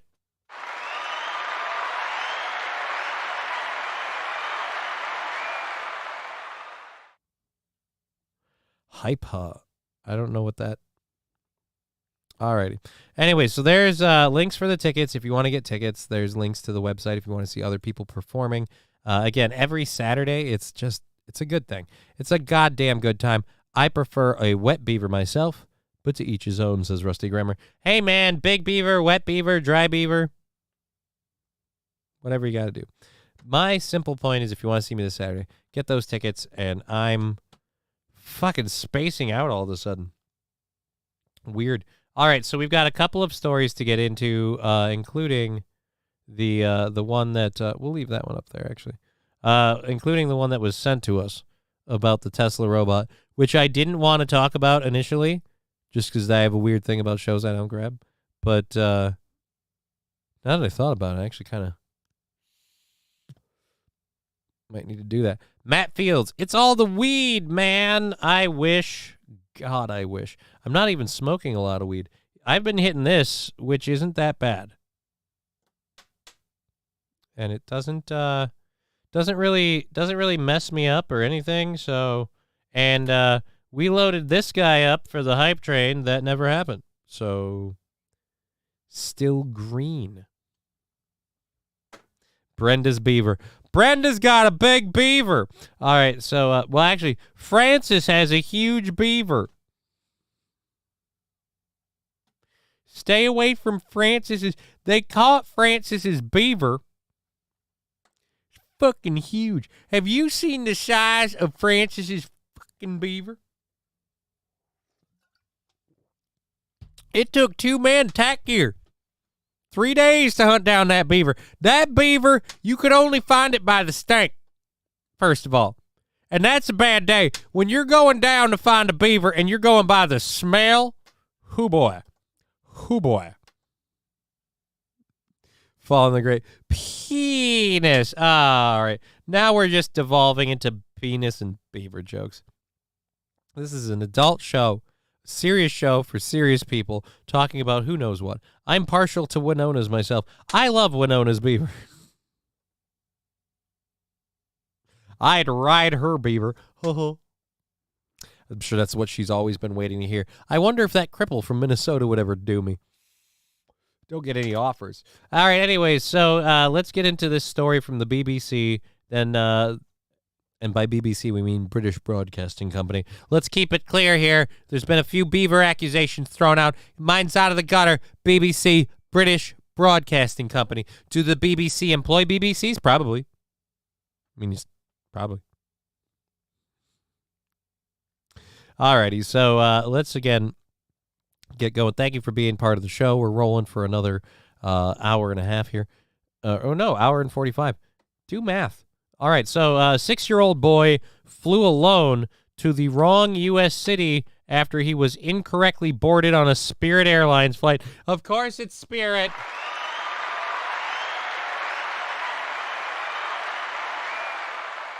We have a genuine, legitimate, 110% Home Alone situation, and it's Spirit Airlines. I don't know about you, but I am loving myself on this one. Spirit Airlines. Beaver and BBC.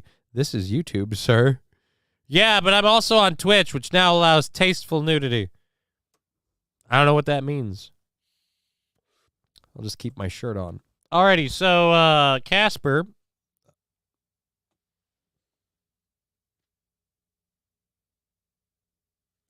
Was he a friendly ghost? All right, so Casper was traveling from Philadelphia to meet his grandmother in Fort Myers, Florida.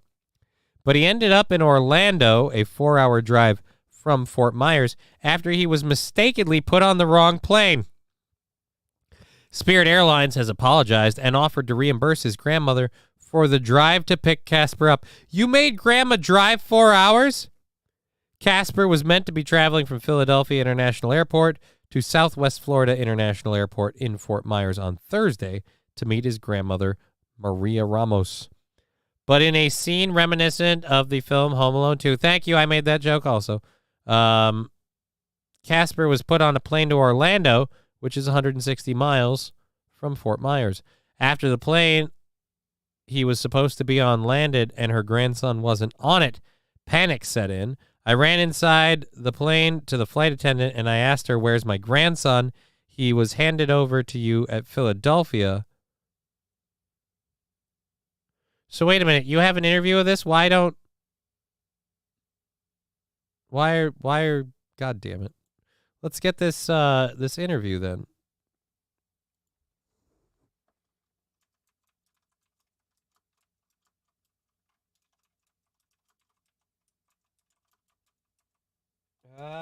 Airlines flight. There we go. I knew somebody had a video.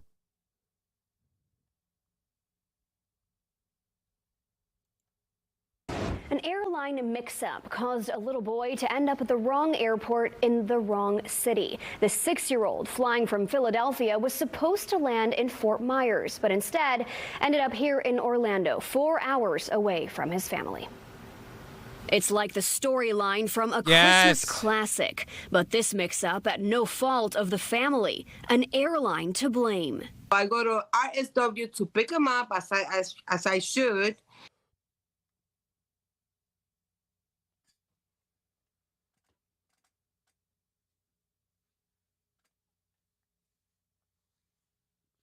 I don't know if you didn't hear that or not. We're going to rewind that a bit. We're going to take that back a touch. I'm sorry, Grandma, what? Storyline from a Christmas classic, but this mix-up at no fault of the family, an airline to blame. I go to RSW to pick him up as I should. I go there with my ID and everything. The lady that took care of me, she said, Matt Field saying it for me. Oh, she's Cuban as fuck. I'm going to say this. Grandma? That's a grandma? Damn. no, he missed his flight. I said, what you mean he missed his flight? He checked in. This is the ticket. He was checked in by his mom. Does anyone else feel like Hannah Mackenzie's grabbing her bag right now? I feel like Hannah Mackenzie's grabbing her bag right now. She shouldn't be, but she is. Why are you grabbing your bag, Hannah? Why are you grabbing your bag? Don't grab your bag, Hannah. There's no need. You're safe. You don't need to be grabbing your bag. It's not my bag. That's not a bag. That's my fucking coochie that's hanging out. You know what? You do you. I don't need to be involved. She goes, no, he missed his flight. He's not in this flight. I said, no. You gotta have it wrong. You have to find my grandson. 6-year-old Casper flying as an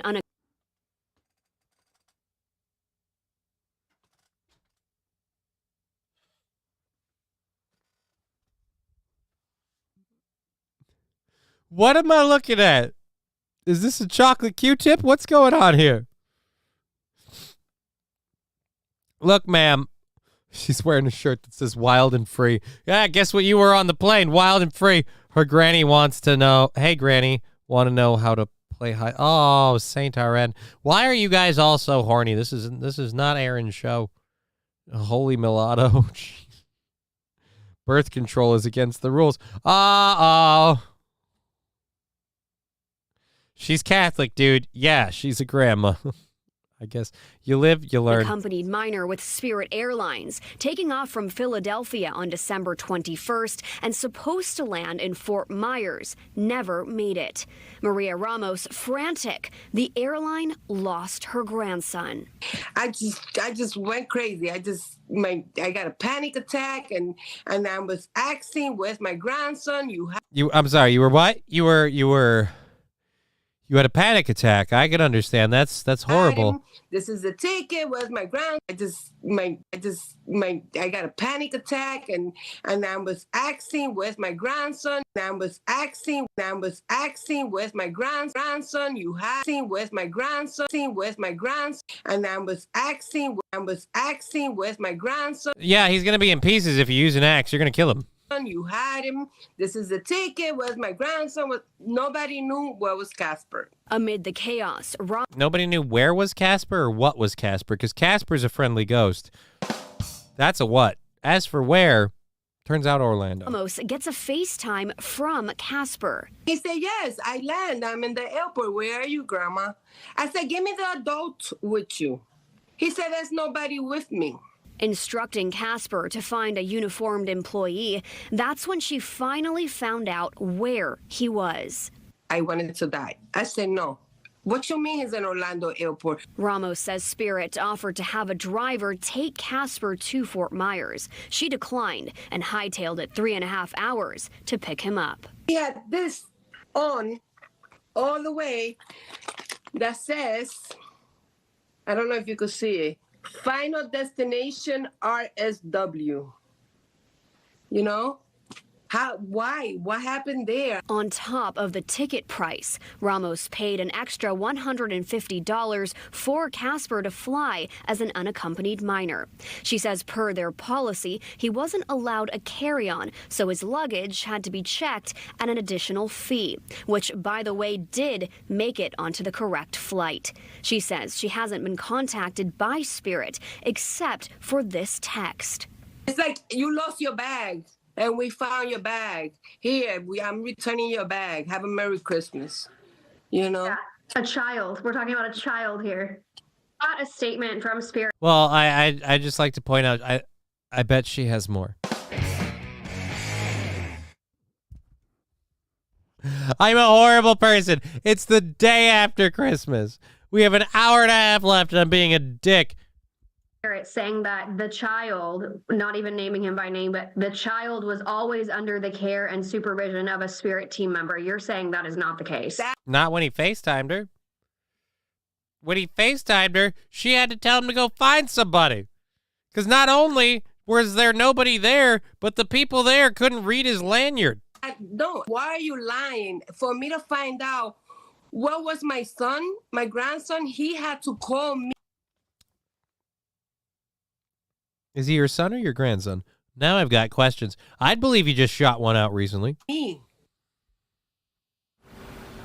Ramos tells me she's not worried about the money. She just wants an explanation and for Spirit to take accountability. In the statement Spirit sent to us, they also said, quote, as soon as we discovered the error, we took steps immediately to communicate with the family and reconnect them. Yeah, but it was the family that figured out the error and solved the problem. That's again, nice little way you worded that there, buddy. You just a little bit late. You can read their full response a on little our late. website, fox35orlando.com. So, there we go.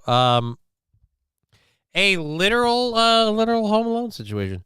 How freaked out was the kid? Spirit Airlines, if you don't want to spend money on your kid this Christmas, Spirit Airlines can handle it. Matt Fields, at least refund the fucking fares. Apparently they refunded her for the extra mileage costs, but technically they did fly him. So this the reporter and the grandma need to do an OnlyFans together. Saint Caesar, good God, man, you are thirsty. That is you're just hoping any pair of mammaries in the vicinity will just lather up and start fucking each other. They also lost a child. Right, but I mean, how many of those do we have lying around? We can lose a few. What do you need? They lost a child. You can make another one. I don't know if you know this or not, but a good mood and about 30 minutes, and you can make a kid. I mean, it'll take a while to bake, but I mean, you can basically get the gist of it done.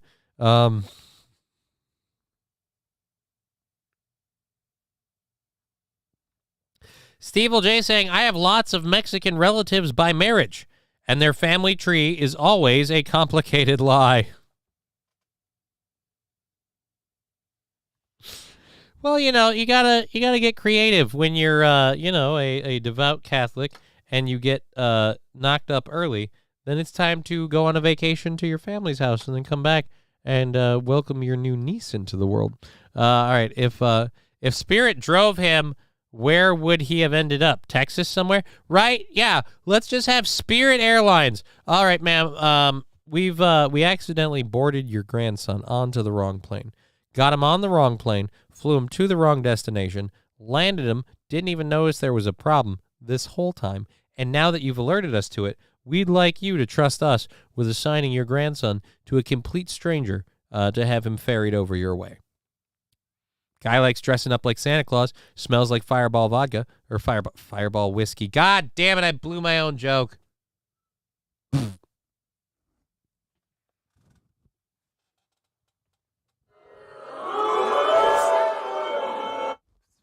It's fair. Has Joe Biden fell over recently? It's been a while without any updates. I have no idea, St. Caesar. I don't have a Biden Falls like advent calendar or alert or anything like that. It's Rumplemints. I'm a Rumplemints man myself. Never actually have I had Rumplemints? I've heard of it. I know there's a drink with it, but I don't remember. All right, so we've got 2 stories to talk about here, and then we've got our third hour content, but we also have a story submitted by our friend, I think, was it not Saint Caesar? Who was the one that threw me this one? Saint RN. Saint RN was the one who threw me this one. So we'll actually get into that in a little bit. Let's put Joe on Spirit Airlines. Why? He'll get lost. It won't change anything. All right. Florida Trooper. That story could be fun. This one's a read. That one's not. This one's hopefully a video. All right, so we'll read this and we'll get into the next story. Wait a minute, court information.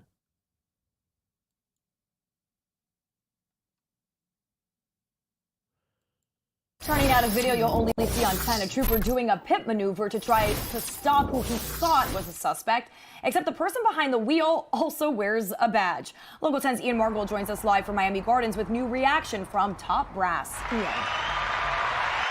So we are getting... I'm gonna pin him, and then he flips around and switches the lights on. Oh boy, now it got fun. Piss tests for everybody.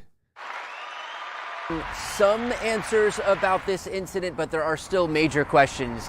In particular, why was this Opelika police officer flying through traffic, going through red lights with no emergency lights or sirens? Wait a minute. What police officer?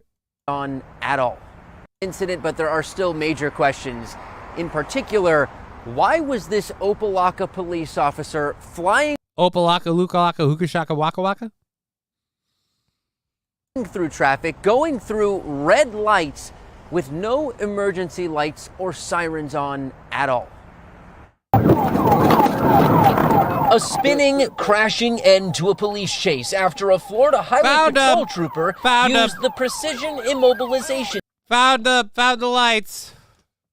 I love the guy getting in the car. The fuck you doing? Like, I don't know, dude. You're flipping around through traffic. I'm doing my job, asshole. The you doing?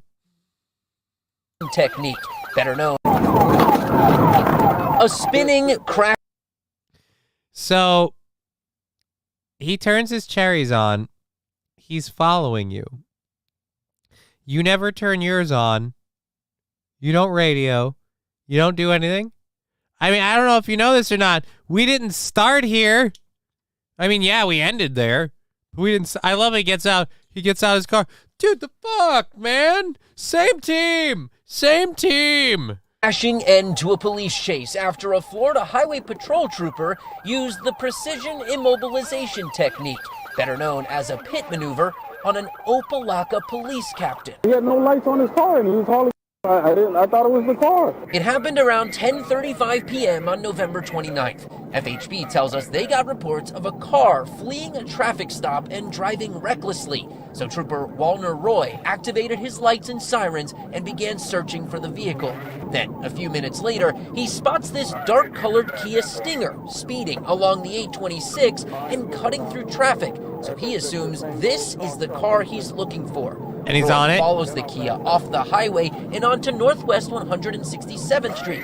Both cars still speeding eastbound.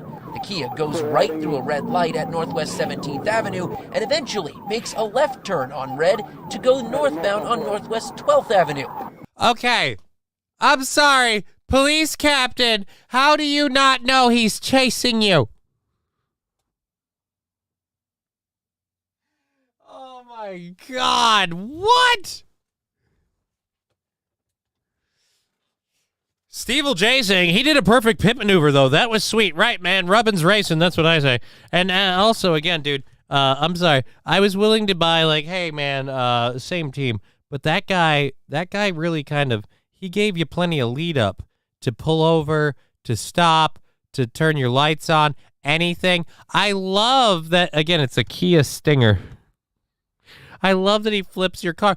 Dude, the fuck? We were racing, man. That's cheating. Moments later, the trooper pulls up next to the Kia and performs the pit. Pit. But then the driver of the Kia leans over and turns on his own red and blue lights. Turns out that's Opelika Police Captain Corey Krotenberg. And that captain shouldn't have a job because he's fucking embarrassing. Kidding me? Oh, I got the wrong car. I didn't see the lights in the back. Opelika police tell us he was participating in a multi-agency gang task force operation and that a police helicopter was above helping officers on the ground track a suspect vehicle that was involved in a violent crime. Yeah, and maybe somebody should explain that to the guy following you. It was a blacked out car. I was right on his ass. Yeah, you were right on his ass. And then you had a car with, again, sirens and lights following you. You might have wanted to pay attention. The blacked out car. I was right on his... Oh, my gosh. So FHP tells us Trooper Roy is not being investigated for this incident. He is not facing any discipline because they say he had reason to believe this car was driving recklessly and not listening when he was being told to stop, which is understandable. That car was unmarked and had no emergency lights on or sirens. And when we asked Opelika about that, they tell us there were no violations that they saw. But we said, look, he was going through red lights. He was going through traffic at a high rate. And he was ignoring a cop behind him. So, yeah, it's weird. It's weird how the cops know. Let's see how far I get to go with those rules. Johnny Chimpo running red lights with no lights and sirens on. Yeah. This guy's about a piece of shit. Speed, no sirens, no emergency lights. They told us they had no further comment. We're live in Miami Gardens. I'm Ian Margol, Local 10 News. We have no further comment. We're not going to hold our police chief to account for the fact that he's a completely stupid idiot. That guy should be fired. He should be fired. All right. So that was a fun little story.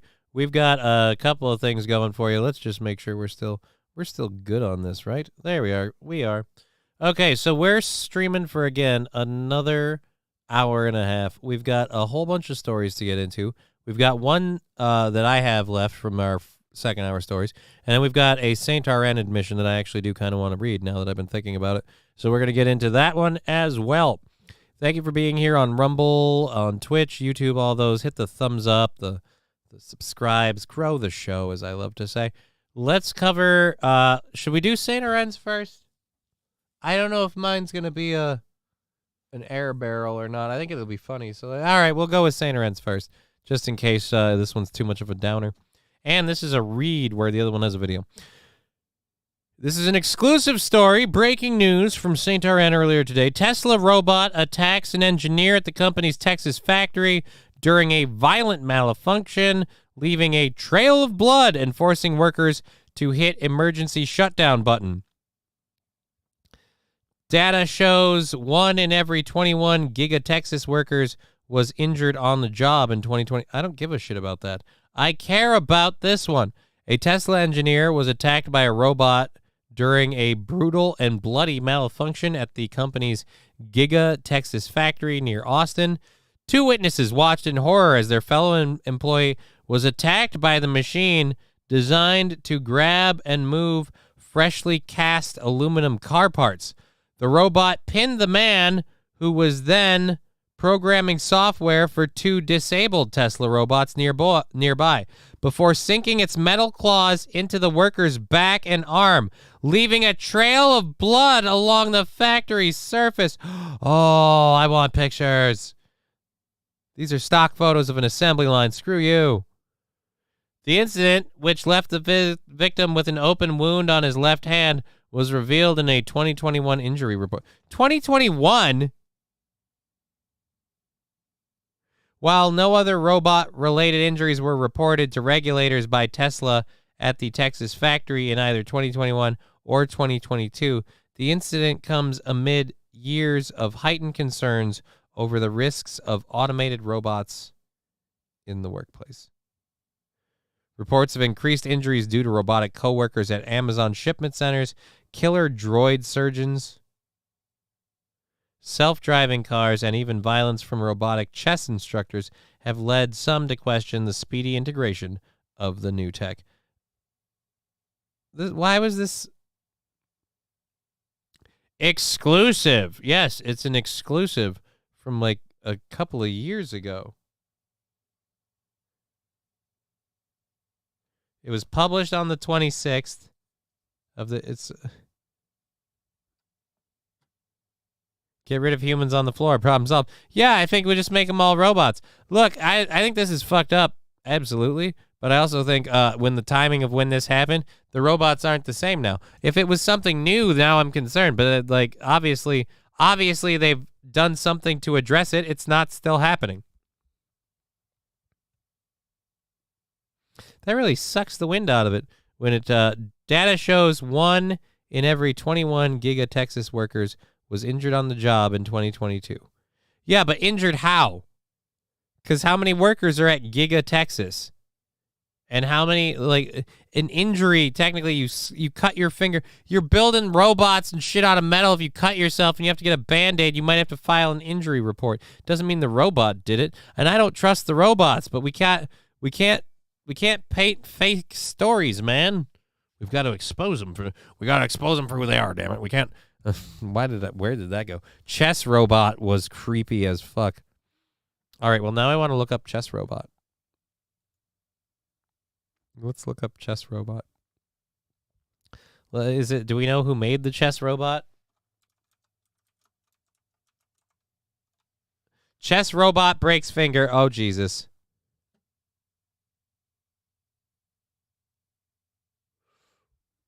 Oh, this is July of 2024.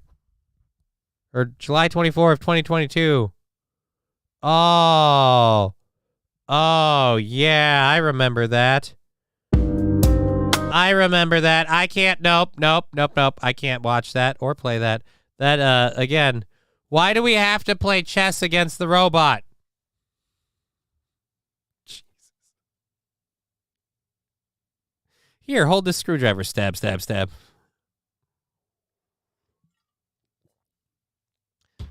Well, you did say to hold it. You didn't tell me what else to do with it. I had to find a use for the damn thing.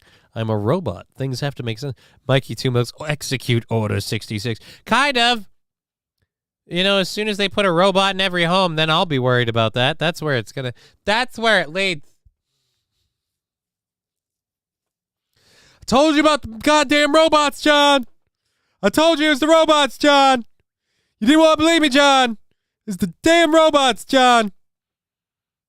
Is that a good or bad Will Smith? I don't know. The point is the movie was iRobot. I had to lean on the robots part. Maybe people would get it. All right, so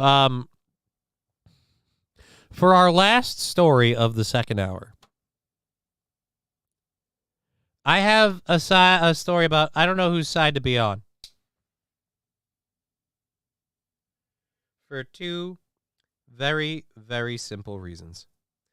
The story we're about to talk about is about Chick-fil-A, which I don't care for. You know, it's not good. It's not bad. It's Chick-fil-A.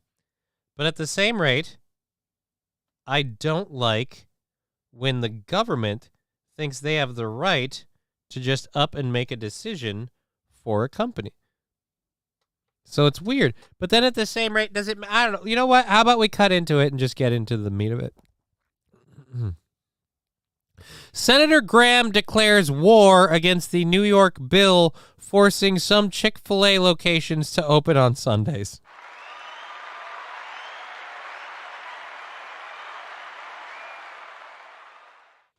So you're telling me that in New York, you guys have a considerable amount of, I guess, social pressure to sell chicken sandwiches on a Sunday?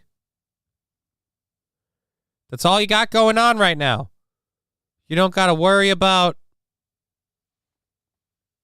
you know, like the immigrant thing, crime, good, COVID. You got that locked down? Weather, all power grid, sanitation, education. You really want to spend time going, no, the chicken sandwich shop needs to be open on Sunday, whether it likes it or not. Who the fuck cares? It only affects restaurants at truck stops, says St. Arn. Oh, am I getting off on before I know what I'm talking about? Uh-oh. Is eating chicken against their religion or something? No, well, the corporate, the corporation Chick-fil-A is, again, a religious corporation. And as Steve J said, absurd overreach. I agree. Absurd overreach. So we're going to get into this and see where it goes.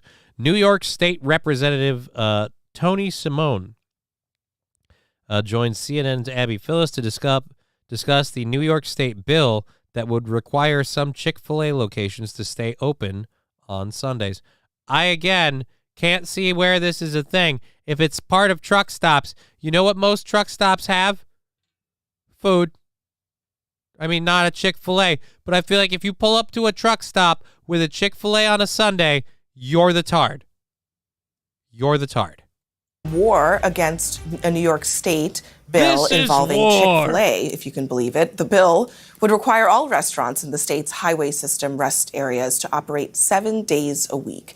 Some of those restaurants are Chick-fil-A's, which, as I'm sure you know, famously closes on Sundays. Joining me now is the sponsor of that bill, New York State Assembly member Tony. Again, they close on Sunday because that's the Lord's Day. We can't be open that day. We're giving the Lord his chicken. God needs his chicken on Sunday, you bastards. Egg picker. Of course, it's a black newsreader, racist media. Why is this racist? Again, I think she's just the host of the show. I feel like she's black no matter what. I feel like it doesn't really matter who's reading you the news. Again, the funny part is that who's busting down the doors and be like, dude, it's Sunday. I've been on the road for 3 hours. I need some fucking chicken. And again, at a truck stop, if you're at a rest stop or a truck stop, there's vending machines. There's something. You're feeling a little peckish. All right, grab some. Jesus. Simone, Assemblymember Simone, let me give you a hypothetical here, just out of curiosity. If Christmas Day fell on a Sunday, would you force all businesses to be open on Sundays? They are typically not open on Sundays, many of them. On Christmas, many of them. Well, thank you, Abby, for having me on. First of all, that's actually a really good question. Look, if this was a Christmas holiday thing, would you say they have to be open on Sundays then too? Like, that's a fair point. This is a consumer protection bill. The Rest Stop Restaurant Act is about having our rest stops serve New York drivers and commuters 7 days a week. It's not about anything else. It's simply having the new contracts that are approved. Look, it's my responsibility as a state lawmaker that makes sure state contracts serve all New Yorkers. Right, but I have a question. Who reimburses a business that loses money because people don't stop by on Sunday to buy a sandwich? All right? I mean, again, buddy, it's the idea that you're forcing people. The part that I love is that, Senator, I do declare they will. This is unconstitutional, and I will fight to protect these chicken sandwiches and their beautiful white buns. He gets all excited when you talk about white buns. No idea why. So in answer to my question, yes, you would make all businesses open on Christmas Day if it were on a Sunday. She's a bitch. Yes, and if they wanted to give their workers off, great. If they celebrate that holiday, and folks who did not celebrate that specific holiday could work that day. It's really about serving New York drivers, travelers. Look, during the holidays, Sunday falls on Christmas Eve this year. You get hungry when you're traveling with your family. You should be able to have options. Yeah, and I hate to have to tell you this, buddy, but there's also a thing called planning ahead, asshole, control freak. Kind of, yeah. Dude, I don't know if you know this or not, but if I'm traveling for a large amount of time, snacks are in the car, asshole. That's what stopping at the gas station is for. We already have gas stations on. Why only Chick-fil-A? A Target. Well, they're highlighting the Chick-fil-A part of the bill. The bill does not target Chick-fil-A specifically. It makes a mandate that all restaurants need to be open on Sundays. Chick-fil-A, however, is not open on Sundays because that's the Lord's Chicken Day. Not long lines and have so many of them close. And this affects all future contracts at our rest stops on our thruways. For the people who say that this is basically targeting Chick-fil-A, this is a business that a lot of people who patronize it, especially in the South, they know they're closed on Sundays. The owners are Christian.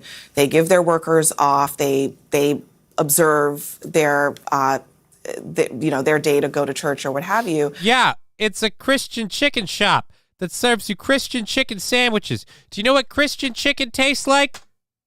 It's plain fucking chicken. I mean, again, who cares? You can't find anywhere else. Again, and it's the fact that it's a war. Huh. Good God, y'all. What is it good for? Securing me some fucking chicken. Oh, yeah. War. Huh. Come on, y'all. What is it good for? Waffle fries and chicken. All right. I mean, come on, really. What are we doing here? What are we doing?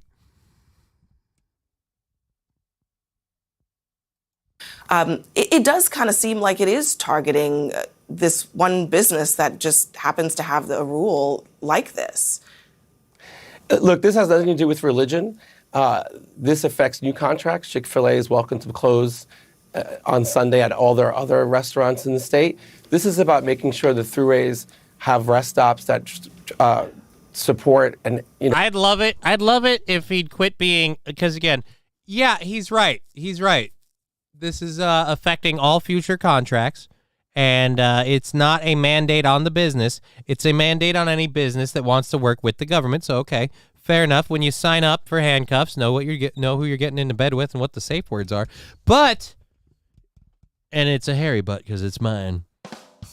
I will say it is awfully interesting. This rule comes in. It does seem to really only affect one business, which makes me ask the question, why was this a problem if all of the other ones, are already doing it? It does seem like we made a rule for one person that affects everybody, but everybody's already sticking to the rule except for the one person. So it does feel targeted. It feels very, very targeted, sir.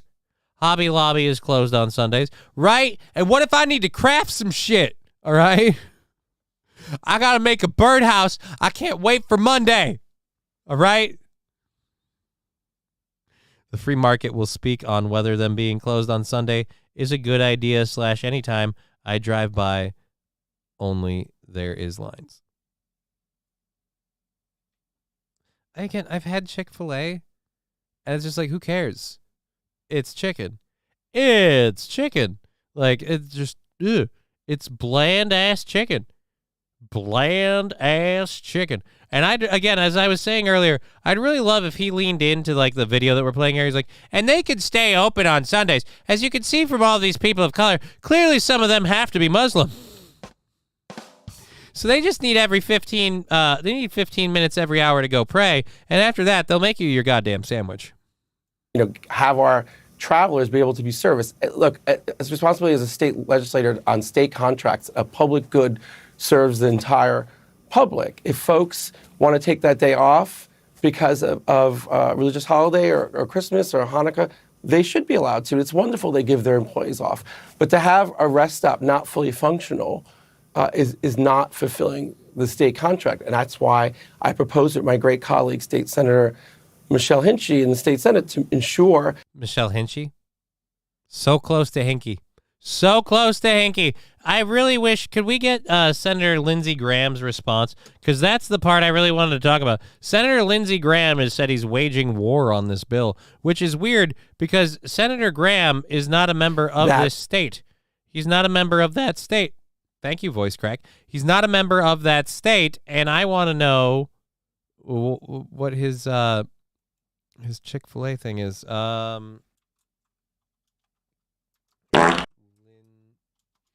Can't type with my hand dying. Come on, man. Lindsey Graham. Chick-fil-A.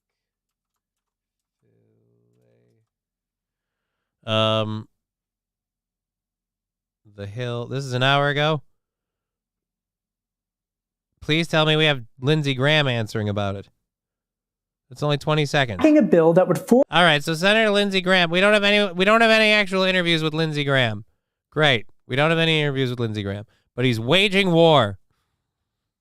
I do declare they will not close a Chick-fil-A. They will not open a Chick-fil-A on Sunday so long as I live. Happy 420, says Mr. Q. Thank you very much for saying that. Happy 420 to all of you as well, everybody. Happy 420.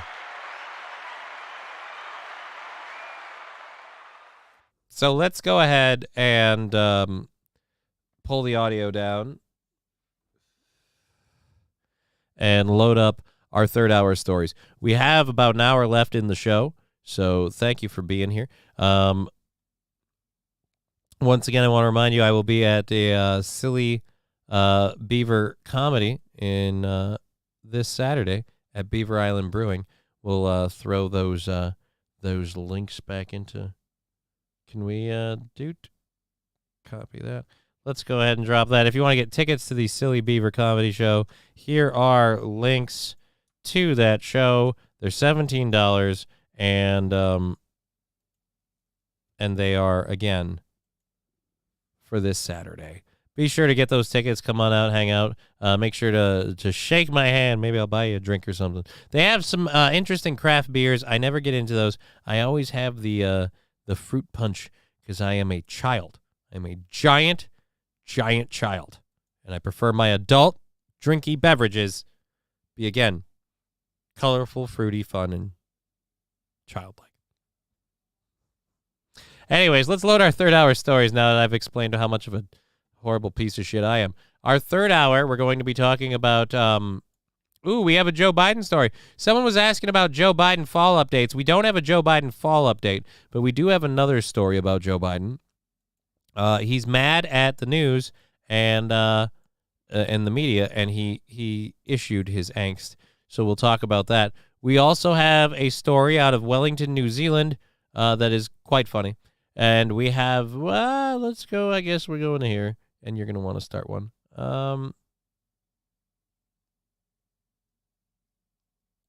Let's pause that. Alrighty, so we've got a story about New Zealand. We've got an Ohio woman who's celebrating her 105th birthday with 105 shots of Fireball whiskey. You can't do that. She'll die. Like, she'll die, right? You can't. I love Fireball whiskey. I know it's garbage and it's, a piece of shit, but I don't think you could drink that much of it. St. Caesar, what did you get for Christmas, Johnny? I haven't gotten it yet, but my parents are getting me a new TV for my Series X, so I get the full features out of it. Well, that's awesome, St. Caesar. Good for you. I got a grow op for growing marijuana, and now I have a little side project that I'm going to film and make off air and edit and load up onto the internet. I'm going to start production of all of that shit next week. So that's what we got. Other than that, I got a lot of awesome time hanging out with my kid. So, and he pooped his pants. Who pooped his pants? Someone pooped their pants? Do we have a poop pants story? Biden might have pooped his pants. I don't know.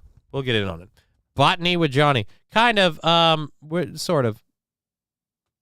We'll get in there. We'll worry about, how about we put some stuff together before we tell them what it is. We'll have a preview, then we'll talk about it. Boom. Like I said, production starting next week. Anyways, Biden scolds the media for negative coverage of the economy, saying, quote, "Start reporting it the right way."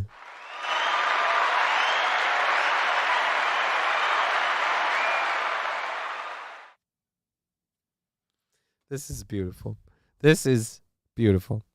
So, apparently, let's count them off. We were told, do I have any more cough drops? I really got to get that. Oh, I do. This will help get me through the rest of the show since I'm out of water. I got to reload my humidifier. All right, so let's count them off. So we were told that, what was it? That there was no recession. We were told that everything was transitory. And then we were told that it was a temporary recession, and now is it a grow tent? Was fill some holes. All I know for sure right now is it is a box full of stuff, and I don't think it's quite a tent. It might be a tent. I don't know. We're gonna find out. Like I said, start next week. I got a lot going on this week with the Saturday thing. I'm going to hang out with the kid, and we're going to start. But we'll get in there. Alrighty, so it's turning itself on and off, which is bad for online play. Yeah, you might want to fix that. The answer to 1984 is 1776. All right, so again, this story, Biden scolding the media. 14% of Americans say Biden's economic policies have helped them, per a recent Fox News poll. 14%! He's under 20. 14% of people are like, you know what? Biden's been good for me. You know who those 14% are? His family. Because he's taking bribes. President Biden took a swipe at the media for negative coverage of the economy ahead of his holiday vacation. Upon leaving the White House on Saturday before spending his Christmas at Camp David, Biden was asked by a reporter about his outlook of the economy going into 2024. All good. Take a look, Biden responded. Start reporting it the right way, he added with a smirk. Lying. Biden has repeatedly been critical of the press, which he accuses of focusing more on negative news than positive things that come from his administration. Well, I can understand how you feel that way, Biden. You're right. The news airs an unending torrent, a shit stream of negative stuff about you. Here's the problem. We don't have anything good to say. What have you not fucked up? The economy is in the shitter. And the border's a huge mess. Guess what you kind of aren't dealing with? Any of these problems. So, I mean, it's not even that you're not doing a good enough job. It's that are you doing a job? Are you doing a job? Oh, wait, you are doing a job. You're using the entire weight of the Federal Bureau of Investigation to try and find a way to prevent your opponent from running against you. Okay. But his approval among Americans is reaching historic lows, and his handling of the economy is a heavy factor in his unpopularity. Right? But it's because the news won't report it the right way. A recent Fox News poll shows 14% of Americans believe that his policies have helped them, while nearly half, 46%, say his administration has hurt them financially. Hurt me a lot. The pessimism towards the economy crosses party lines. The Fox News poll showed a whopping 61% of Democrats joining the 93% of Republicans and 85% of independents who say the economy is in bad condition. Democrats are becoming increasingly concerned about Biden going into the 2024 presidential election. The Real Clear Politics average of polls shows him more than 2 points behind former President Donald Trump in a hypothetical rematch. Among other factors that could hurt Biden include his handling of the border crisis overseas, including Ukraine and Israel, the legal woes plaguing his son and him, the impeachment inquiry recently launched by the Republicans, for his, again, being bought out by foreign agents. So, again, Biden's not looking good. Bad news, Biden. You guys have to start reporting it the right way. You need to go to the American people and you need to say, hey, this economy's doing great. When they say, I can't afford to feed my kids and put food in my tank, you say, hey, how about you stop feeding your kids? They're fat anyway. The fat ones are just as slow as the dumb ones. All righty. Like whores and crack. What?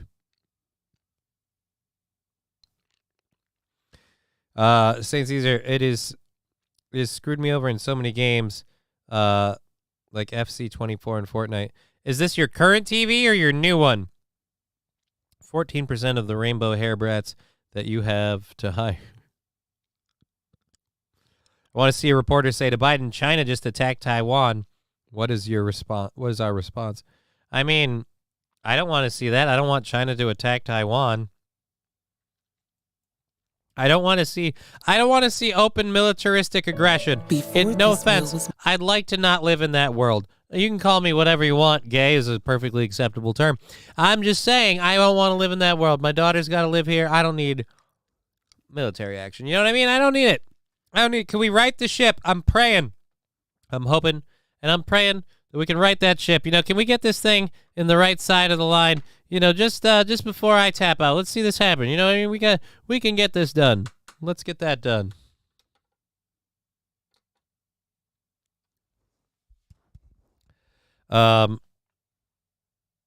You got a grow tent. I just picked up my next round of seeds today. I got raspberry parfait today. Well, hey man, Fallen, we might need to talk about seeds and where to get some good ones.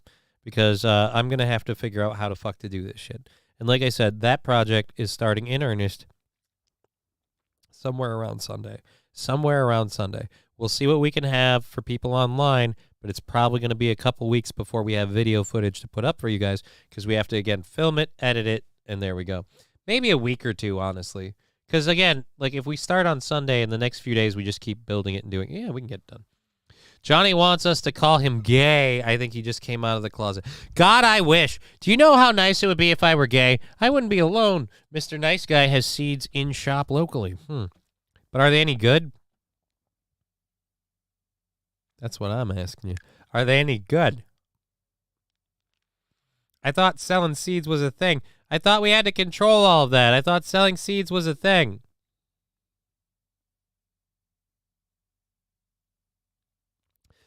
No idea. Anyways, let's go ahead. We've got that one loaded.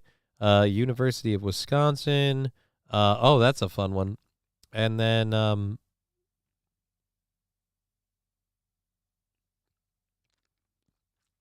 alrighty. And then we've got the Colorado governor's story. Oh boy. And then a U.S. Postal Service one. That one feels like it's boring. I don't know if I want to do that. And then what do we... Oh, we've got overtime stuff too. So if we get out of all of those, we've got a few to cover. Well, then, let's get into this one. Check up with the chat first. Johnny wants us to call it. This morning, Lemmy was telling us about cooking projects with the seeds.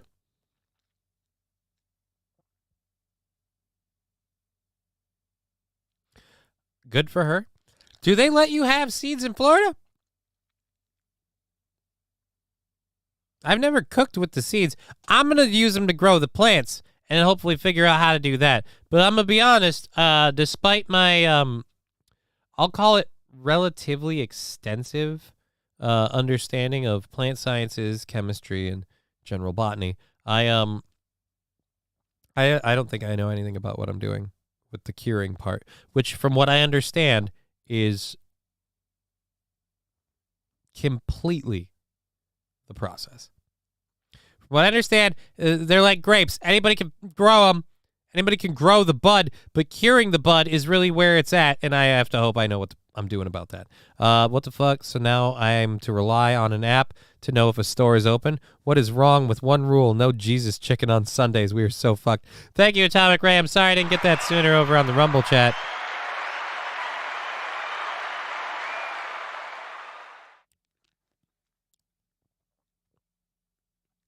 Oh, Fallen the Great letting me know a little piece of information. Seeds are legal under the Farm Bill of 2018. They contain no THC till they grow. Well, there you go. You know what that is? That's some goddamn good information.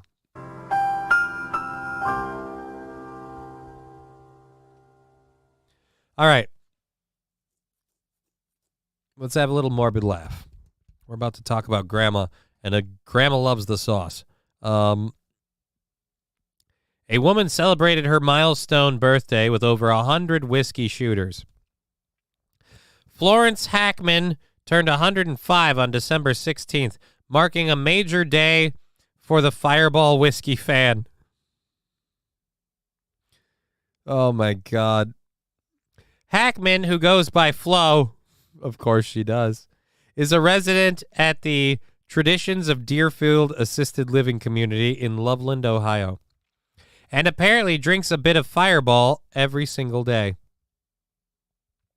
Her birthday was no exception. Fireball heard about her love for the cinnamon whiskey spirit and surprised the birthday gal with 105 shooters, according to the Traditions of Deerfield.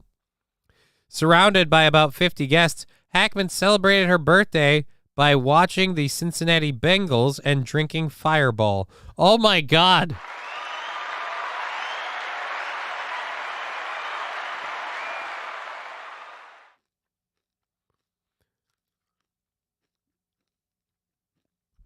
Hackman told Fox News Digital she was totally shocked by the surprise and thrilled to see it.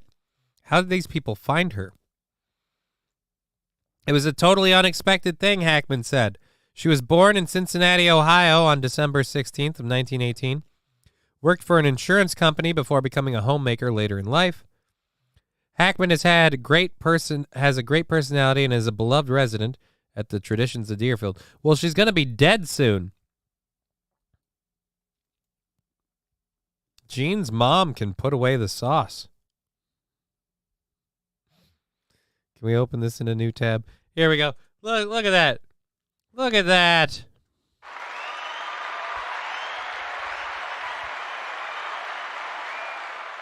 Just a 105-year-old bitch hanging out in her walker. She knows she's about to get sauced. I don't know who this dude is, but he's got a whole bunch of bottles of Fireball whiskey. She's hoping he'll maybe throw her a bone later. She'll certainly be liquored up enough, and if he's not, she's got the booze to make it happen.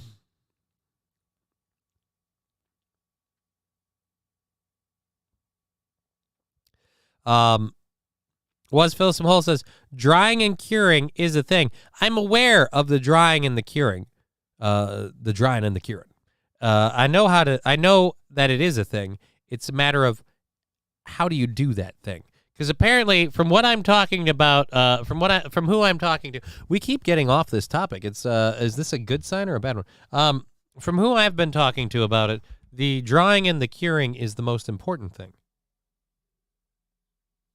And my ability to do those things is really what it's all going to come down to. So, like I said, we'll be putting together things over the next week or so. YouTube has all the answers. Right, and they wouldn't lie to you online. You know, you could totally trust some random dude who's just sitting in a closet with a bong talking about how to smoke and cure weed, like I'm going to do in a couple of weeks. It is very important. That's what I'm saying. And that's where I'm worried, because I don't think I've got the stones for it. Find a wrinkle and F it. Mr. Q? Are you talking about the old lady? New scam warning. God damn it, that's beautiful, Mikey. Mikey Two Bucks. New scam warning. If you get a link titled Taylor Swift's Christmas Songs, do not open it. It's Taylor Swift singing Christmas songs. Cure in jars. They have idiot-proof devices now. I will send you what I find. All right, Fallen. I'll take your opinion on that, because you got to have like those humidity controlling things. So you cut it and you hang it upside down like immediately after you cut it, so the nutrients stay in. And then, you know what? It's we're busy talking about this drunk lady. I'm too busy talking about drunk grandma. I can't be talking about the we're getting sidetracked with weed stories. We haven't even started it yet. I might have to really get going on that. That's gonna have to be a big thing that we start on this Sunday. Like, Jesus, those bat flap arms are sexy.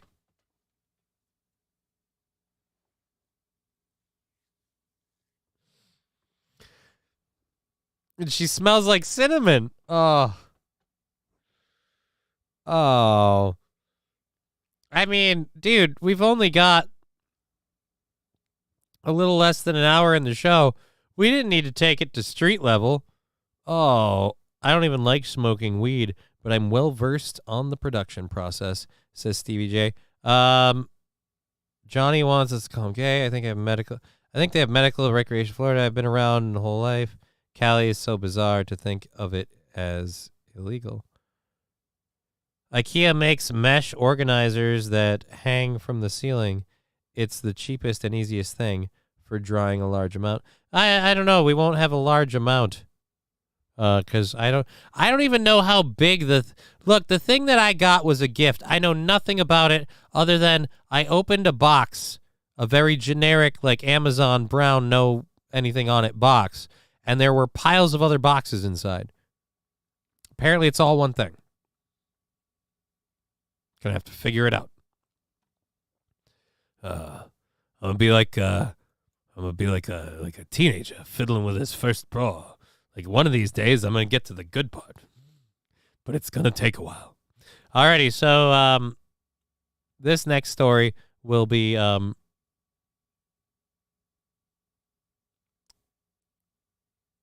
sorry. Sometimes things happen.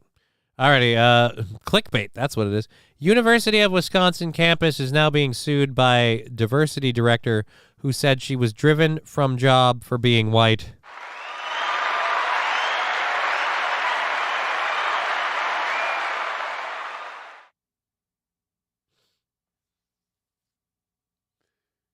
It's almost so good I don't want to get into the story because I feel like this is in some ways the high point where we expose what we're about to talk about. And now, like, no matter what jokes, and there are plenty coming after this, it's just... So, you're a white lady and you're a diversity director. Interesting. I just want to know, How many white men are there that work in the diversity director field, just out of curiosity?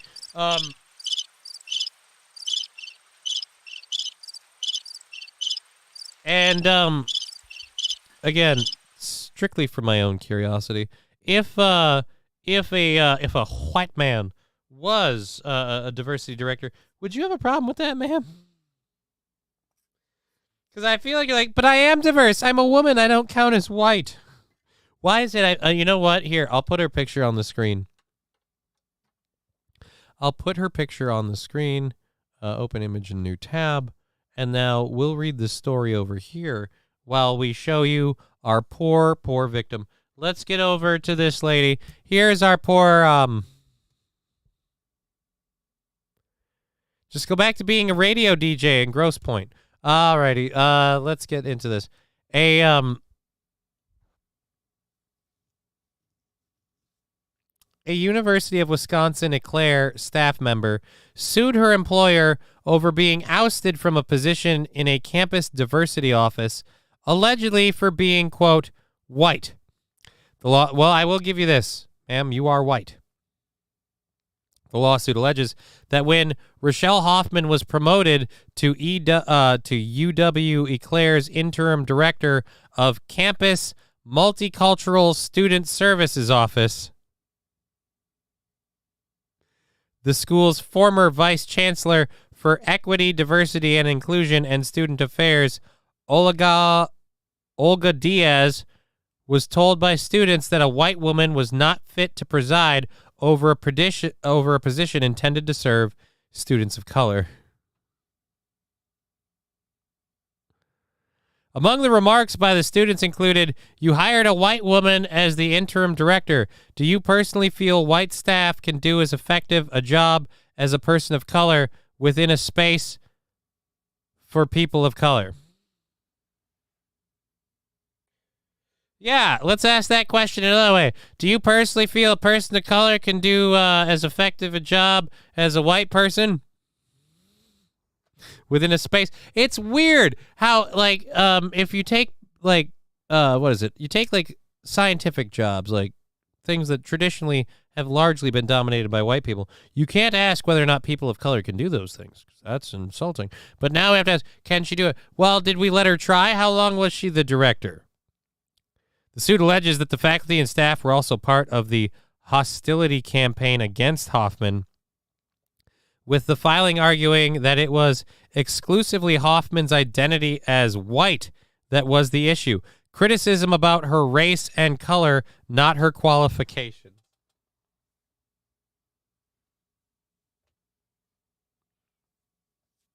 And the people doing this were...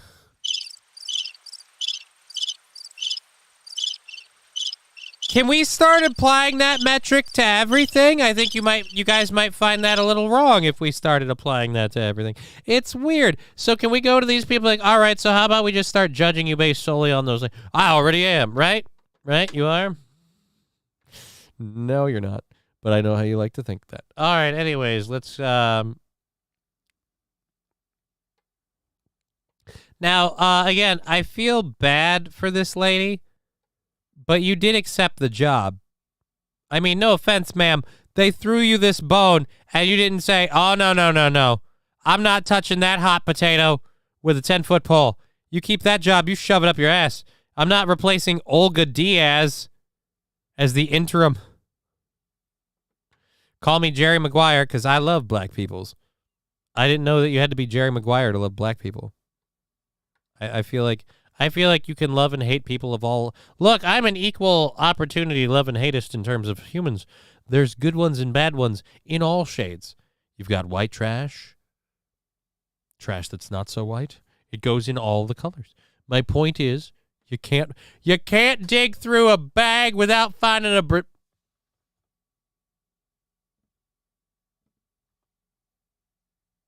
All right, anyways, so that's, again, today's latest dose of irony. A white lady took a job as a chairperson for diversity and then lost her job. And now, after being fired, suing the campus. It's the cycle of fucking stupid.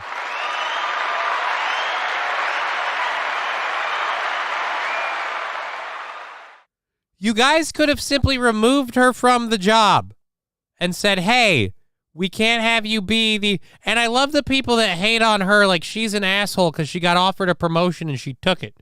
How many of you guys turned down a job promotion just because, like, well, I don't know, if I hold up the paint swatch, it doesn't add up? About the same number as I have with voice cracks. Mediocrity is dead and reverse racism killed it. Oh, meritocracy. Meritocracy is dead and reverse racism killed it. And my ability to speak and be literate is dying. Culprit remains unknown.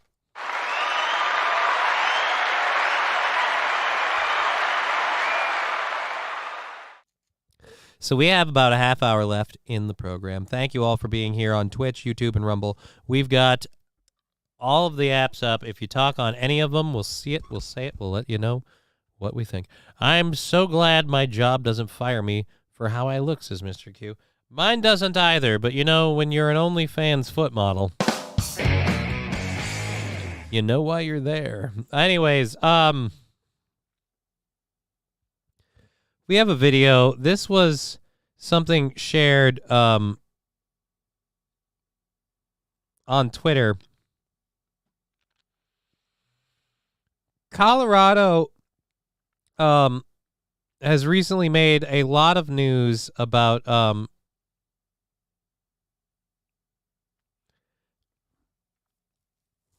they've made a lot of news for legislation they've made a lot of news for things they've done with regards to the ballot and other stuff.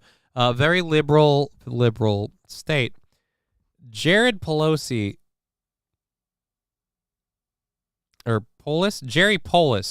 is the governor of Colorado. Now, we're not going to talk about stuff he's actually passed. We're going to talk about something he decided to do, which was share this on Twitter. Feliz Navidad. Feliz Navidad. Feliz Navidad, prospero año y felicidad. Feliz Navidad. Is it better the second time? Feliz Navidad. Feliz Navidad, prospero año y felicidad. This is literally what your new boss makes you do when he's Spanish and you're not, and he wants to bring in his culture. Like, this is what you do at work against your will. You literally film this and you put it on. You're an elected official. It's fucking embarrassing. Again, I want all of us to remember that video. The next time we hear about, and Trump, and Colorado wants to take Trump off the ballot, and Colorado is approving gender-affirming care for children and minors. Right. And that guy's that guy's the one running this clown show.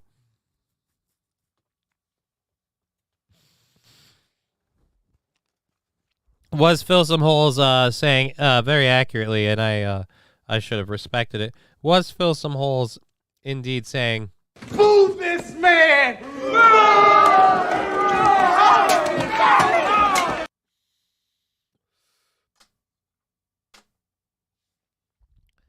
Mr. Q, are you drinking? Because I'm trying to decipher this comment that you just threw across the bow here. Thank you for being part of the show for the last 40 minutes we have. Jill Biden taco comment or Hillary and her hot sauce?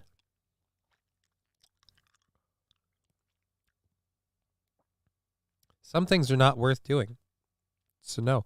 OOOXANOOO. Hello, I'm new. We found that out. Thank you very much.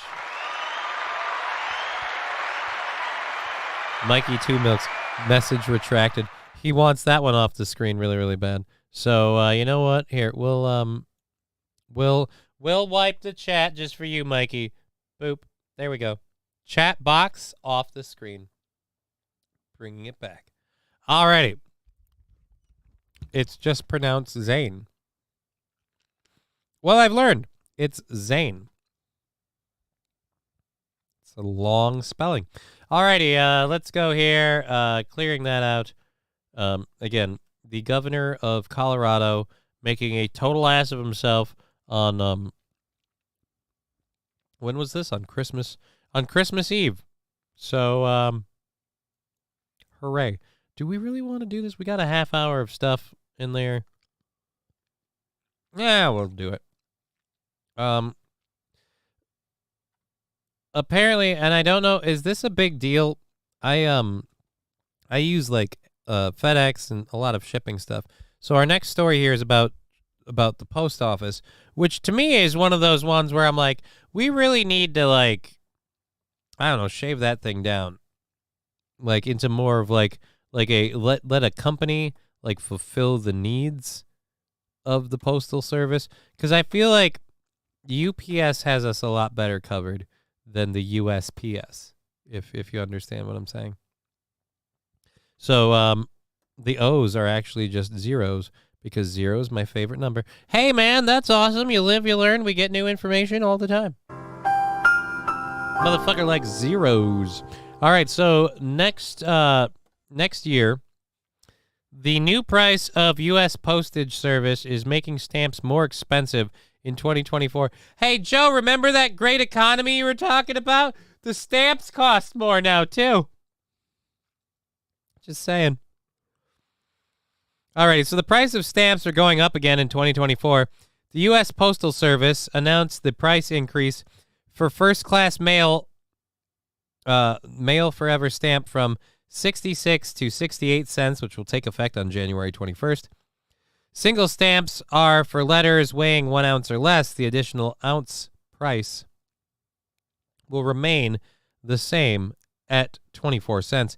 As inflationary pressures on operating expenses continue and the efforts of a previously defective pricing model are still being felt, these price adjustments are needed to provide the Postal Service with much-needed revenue to achieve the financial stability sought by delivering for America 10-year plan.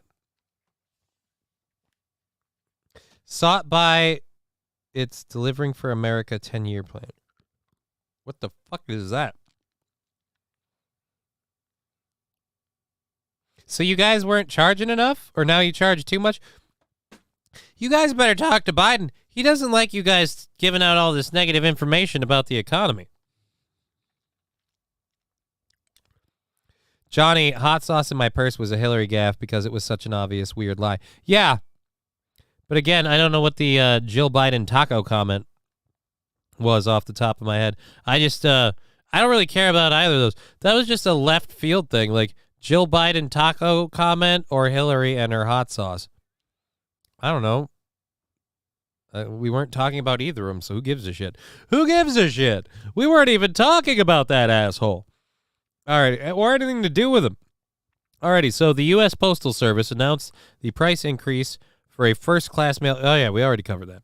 The inflationary pressures. Yeah, you guys might want to talk. You know what? The U.S. Postal Service should get a hold of the U.S. government and let them know that prices are going up because of inflationary pressures.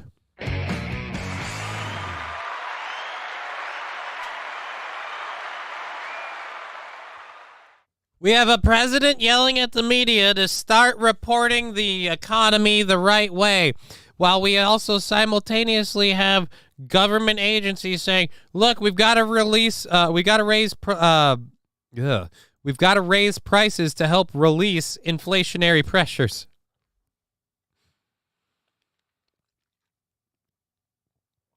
The adjustments approved by the governors of the Postal Service. Governors of the Postal Service? Who are the governors of the Postal Service? Thank you, Voice Crack. Who are the governors of the Postal Service? That's an odd one. That's Bidenomics. It's working.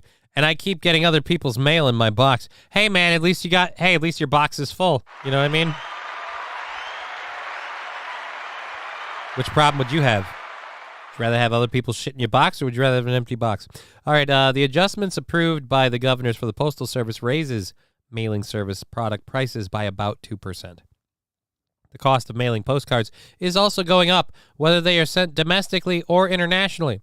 The cost to mail international letters is going up from $150 to $155. Wow, everything's costing more money. I can't believe Biden is so surprised about this economy not doing gangbusters. Package shipping costs are expected to go up to nearly 6%, according to ABC News. This will be the second stamp price hike since the summer.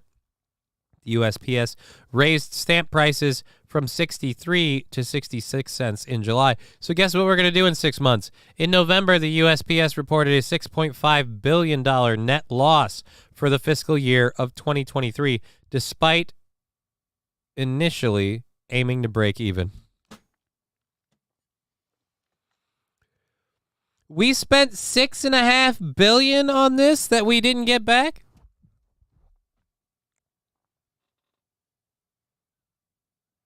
Was fill some holes. Where is mine going? Well, hopefully yours are going to your box. Just maybe not just yours. Maybe it's yours and, the neighbor guy. They're out there to fill some holes. Was Phil Small saying, and Dear Butch gets weird stuff in his. Of course Dear Butch gets weird stuff in his. He uses like animal bait and trail cams. It's gonna happen. You're gonna get some weird stuff. Alrighty, so So yes, Biden very much upset about the economy. Report it the right way. Talk to the post office, buddy. I don't know if you know this or not. We can't afford to send shit anymore.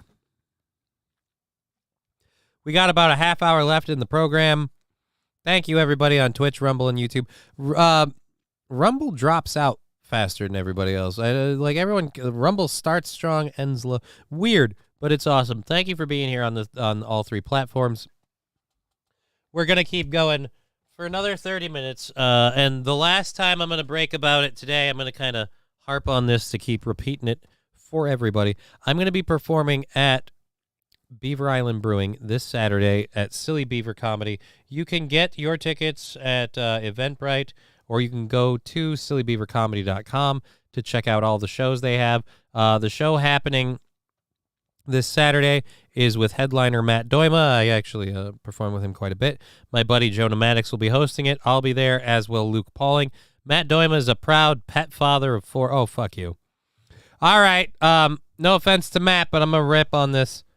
Matt Doima is a proud pet father of 4. No offense, taking care of pets takes money and time, but pet father, go fuck yourself. From St. Cloud, a bartender by trade. Yeah, he's a bartender. Doima's humor has been influenced by the stories from behind the bar top and the soul-crushing realization that his mother was most likely right about not finishing college. Irreverent by nature, silly by design, bitter by circumstance, Matt is a high-energy performer that is willing to please. Wait a minute, is this a comedy show or an OnlyFans gig? You better not have booked me in another one of those sex things. Alrighty. Matt also hosts the Keller Comedy Open Mic, St. Cloud's only amateur hour, occurring every Wednesday. You can also catch Doima as the co-host on the Awful Service podcast. Yeah, the Awful Service podcast. That's a weird thing. You didn't include a link. Odd. Strange. Mr. Q, I will be there. Hope to talk to Jonah. He seems cool. Well, Jonah should be there. Come on out. Say hi. Let's make fun of Matt if he says fur babies. I don't know if he says fur babies. Proud pet father, though. I love my pets. All right. My cat Alucard, if I lost him, I'd lose my shit. Like legit. But I mean, pet father. I mean, dude, no offense. This thing's been eating and wiping itself from day one. If you've ever taken care of a kid, like years of having to just keep fluids off of it.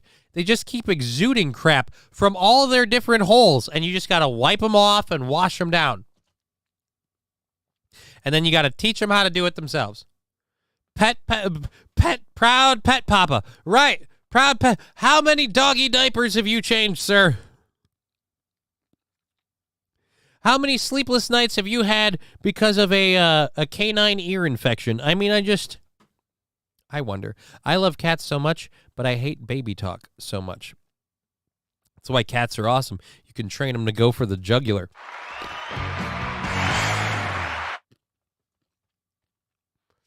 I'm a dick. I don't know what you want from me.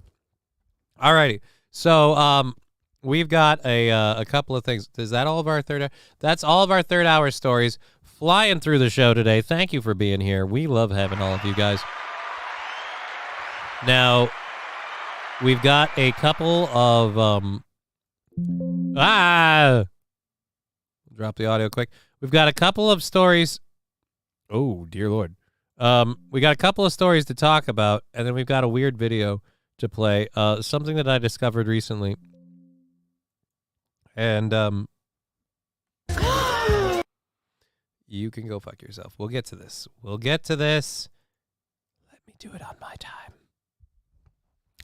All right, so boop, boop, boop. All three of those are loaded. There we go. Great. All right, so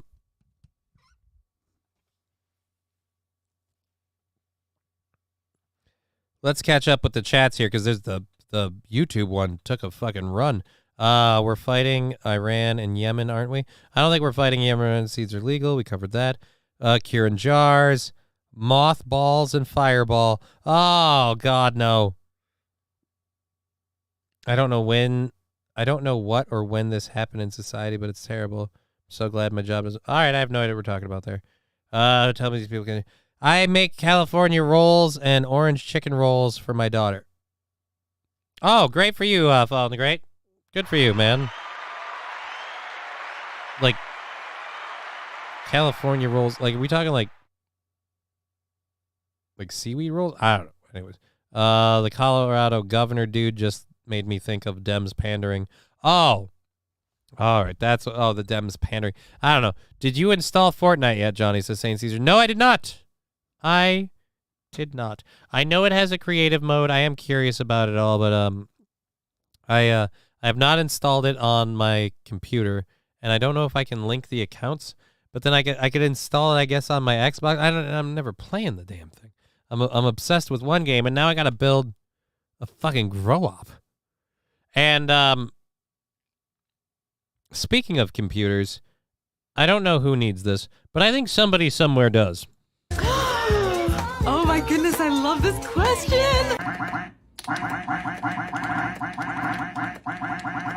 We need to get Aaron this keyboard, and we need to make him use it.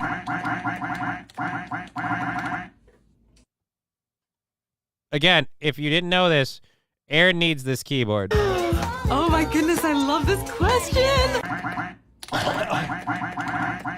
Also, I have a question. Listen to the voice. Listen to the voice in this video. Oh my goodness, I love this question. Now look at them hands. Them are some furry mitts. Holy shit, lady. Shave your arms. Wow. Jesus Christ. Wow. I love this question. Like, I'm not a, like, do your nails thing. But seriously, what are you, the wolf man? God damn.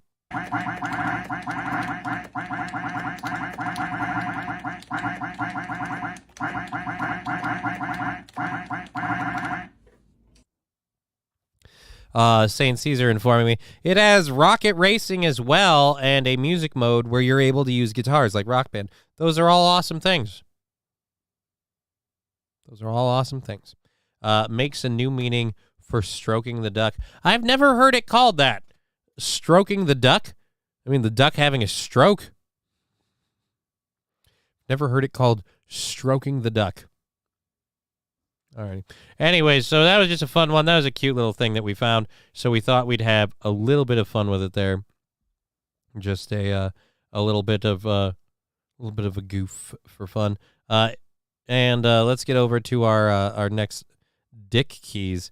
I don't know if what sound effect are we going to use for dick keys? All right. Again, the idea, the funny part was the quacking. I want that keyboard for Aaron. And I maybe get it not in yellow, so that way he doesn't know.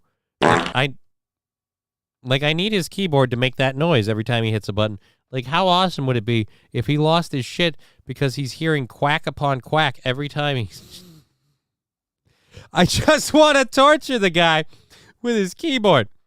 Just a little bit. We got to get April in on this to make this happen, all right? But we're going to do this. Look, I don't know who's getting the keyboard. Someone talk to Chandler. Chandler buys the keyboard. It's a gift. We get April to work in on it. She plugs it in before he gets there. Make sure it all works. And he gets to set up the show, and then he goes to the bathroom, plugs in the new keyboard. We cover it up, and then boom. And then from there on out, quackity, quack, quack, quack, and he's going to hate it the whole time. I got my brother that keyboard that you have. He loves it. He loves it also. His eyes lit up when he opened the Series S. I was happy. Well, great, man. I'm awesome. That's awesome saying I'm awesome. I am awesome.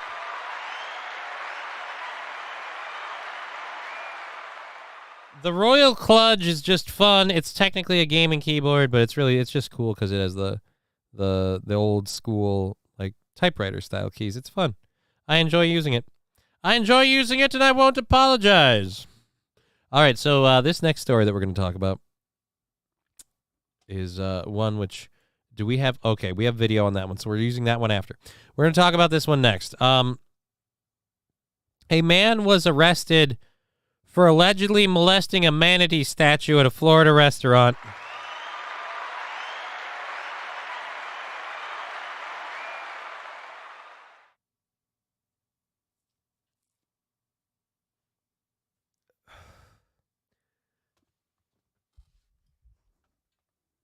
So, you can molest the statue to the point of being arrested?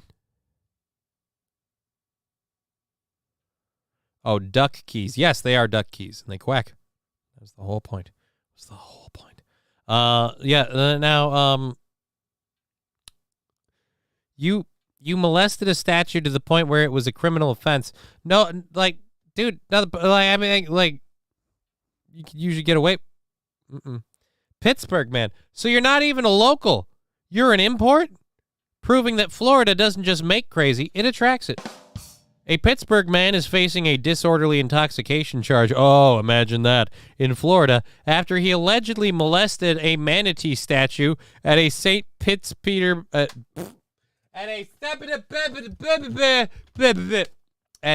Petersburg restaurant.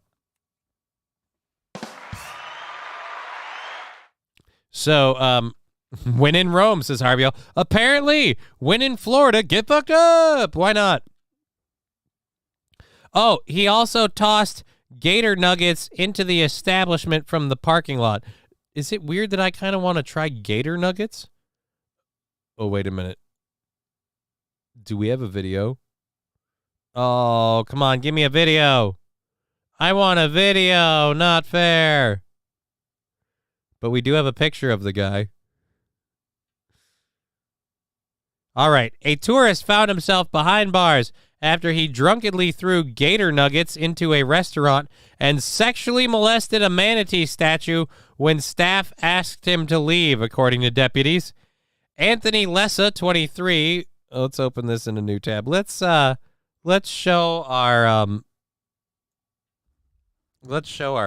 big beautiful boy. Alrighty.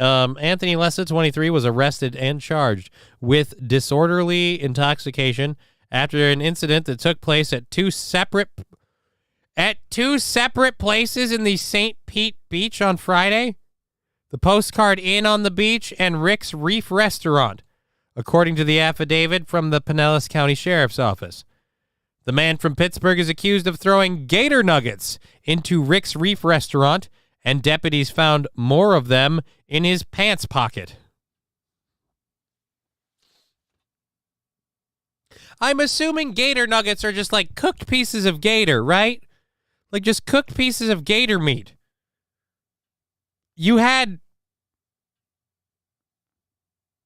according to Rick's Reef Restaurant, gator bites are pieces of fresh fried gator.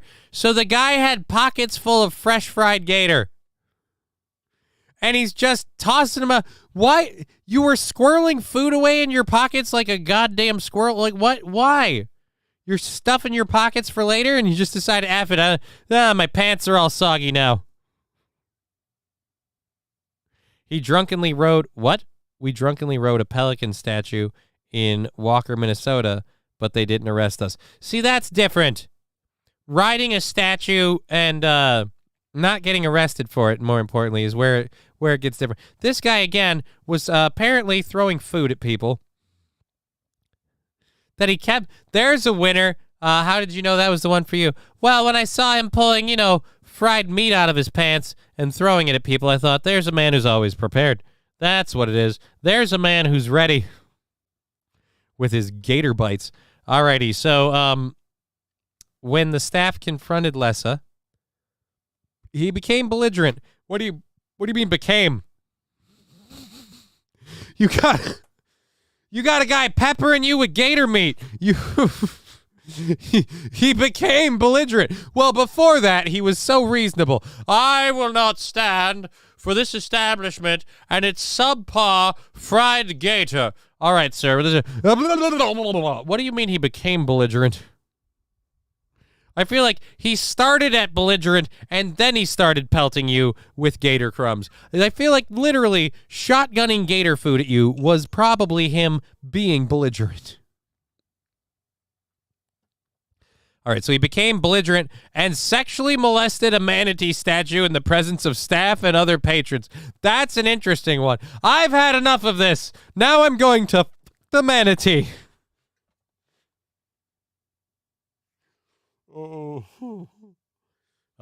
It was at this point that the man became upset and aroused and began plumbing the shit out of a statue. You can see on the manatee where he drilled a hole, there's still man gravy leaking from it.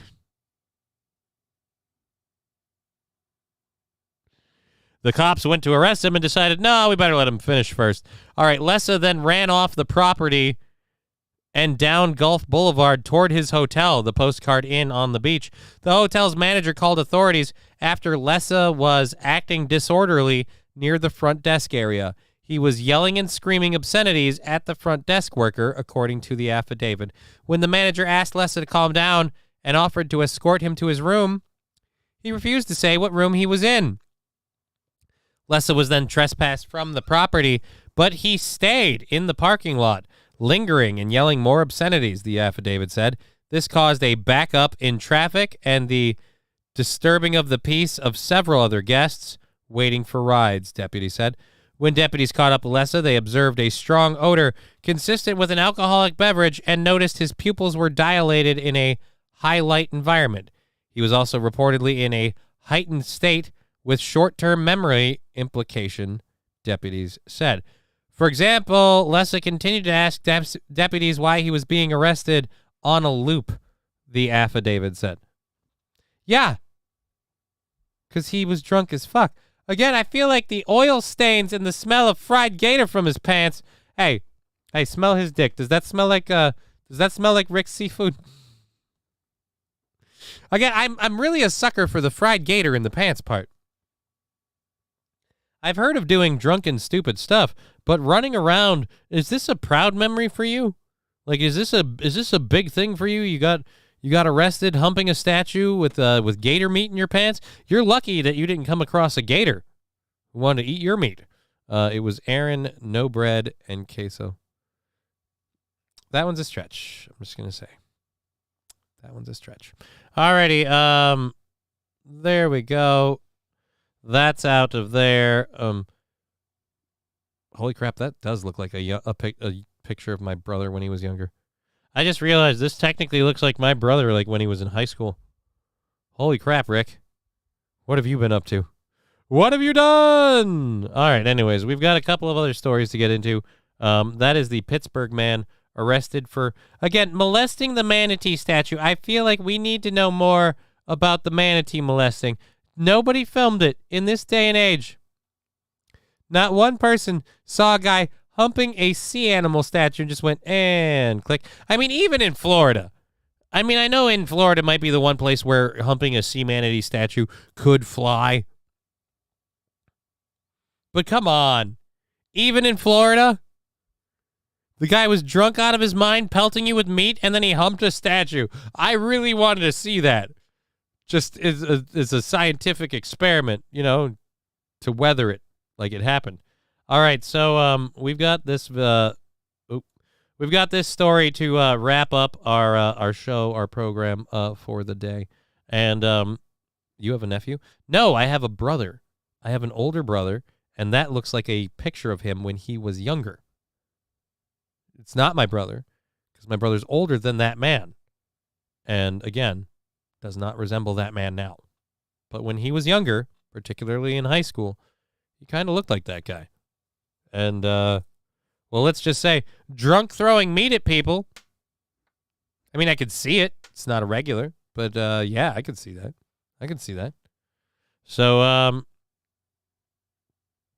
he got the Gator Nuggets. Fuck off. For the monotony. For the monotony.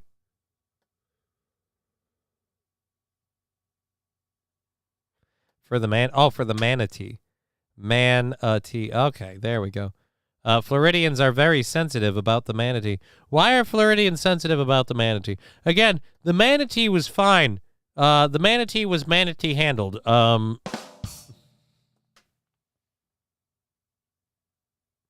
He was sitting there throwing that food at them, and they were like, "Sir, you need to leave." And he just kept looking at that manatee. I'm gonna come.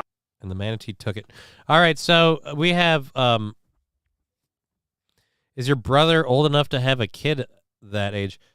I mean, yeah, but he's not in Florida.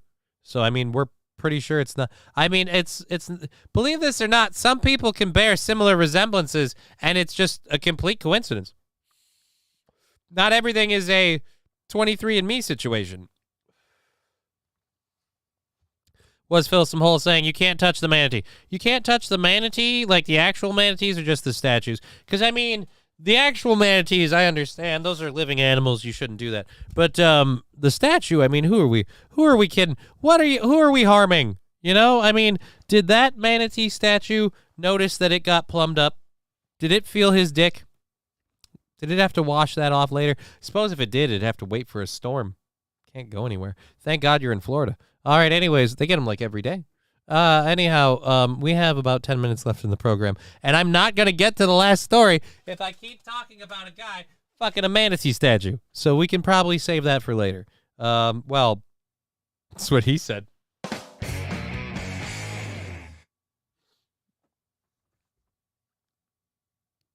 Wait, it's good, it's good. All righty, so we have this last story. You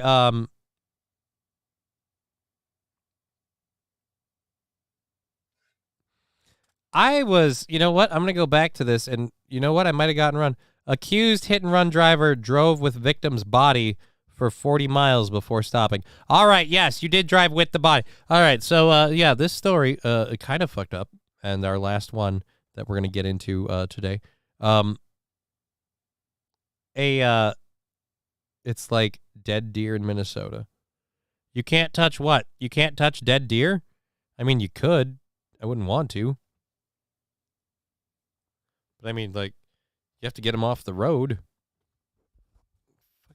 Yeah. How do I keep putting little whiskers in here that just keep hitting me in the nose? I got to stop leaning into the mic, maybe do it from further back. But then I have to project more, and I'm louder, and I get in trouble. All righty, can't. Oh. Why would you want to? That's gross. That is disgusting. That is disgusting. Disgusting behavior. I will. I feel like I'm going to vomit a little bit now. I mean, I like venison. Never want to fuck a deer. I don't know how those two things are even close to related. I don't think they are. But I'm just saying, would never want to do it. I mean, Deer Butch might. That might be up his alley. But not me. Not me. And anyhow, we're going to get to this story. Again, kind of a downer to end on, asshole. Way to stack. Anyhow, this story, a driver struck a pedestrian at high speed. The victim was thrown into the car, and the driver kept going. Maybe they were taking him to the hospital. Already caused the damage. Might as well do something to help. Police say the driver, Nestor Luan Flores, was in Dallas on the westbound Nestor. There's someone with the actual first name, Nestor. Somebody lived their whole life with the name Nestor. I guarantee you, in high school and school in general, they called him Nestor the Molester. I guarantee you, this poor bastard was called Nestor the Molester. Nestor Luan Flores. Wow. Well, you can't after they get cold. Damn. Jesus Christ, Mr. Q. Oh. Falling great. What is the crime? Eating a meal? A succulent gator meal? Sorry, I missed that earlier. Let's get back to Nestor. Nestor shouldn't be driving. Driver Nestor Luan Flores was in Dallas on the westbound I-30 service road at Cockrell Hill. That is where police say he hit a pedestrian. The crash there was so severe, police say that pedestrian was thrown into his car. And then, according to police, Luan Flores drove all the way to the Tarrant County City of White settlement with the dead body in the passenger seat.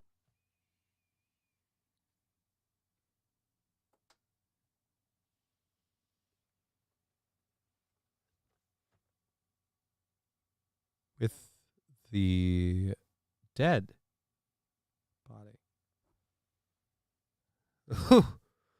Well, guess you might as well take him with you. He ain't got any more plans. Holy shit. So you're over here, you hit the dude, and you just haul ass across the state with the...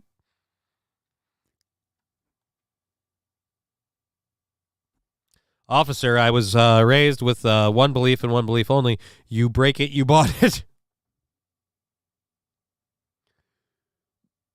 That is a special kind of crazy. I don't know if there's an amount of drugs or anything that explains that. You hit a person, most of us, myself included in this category, would stop and be like, oh, I caused an accident.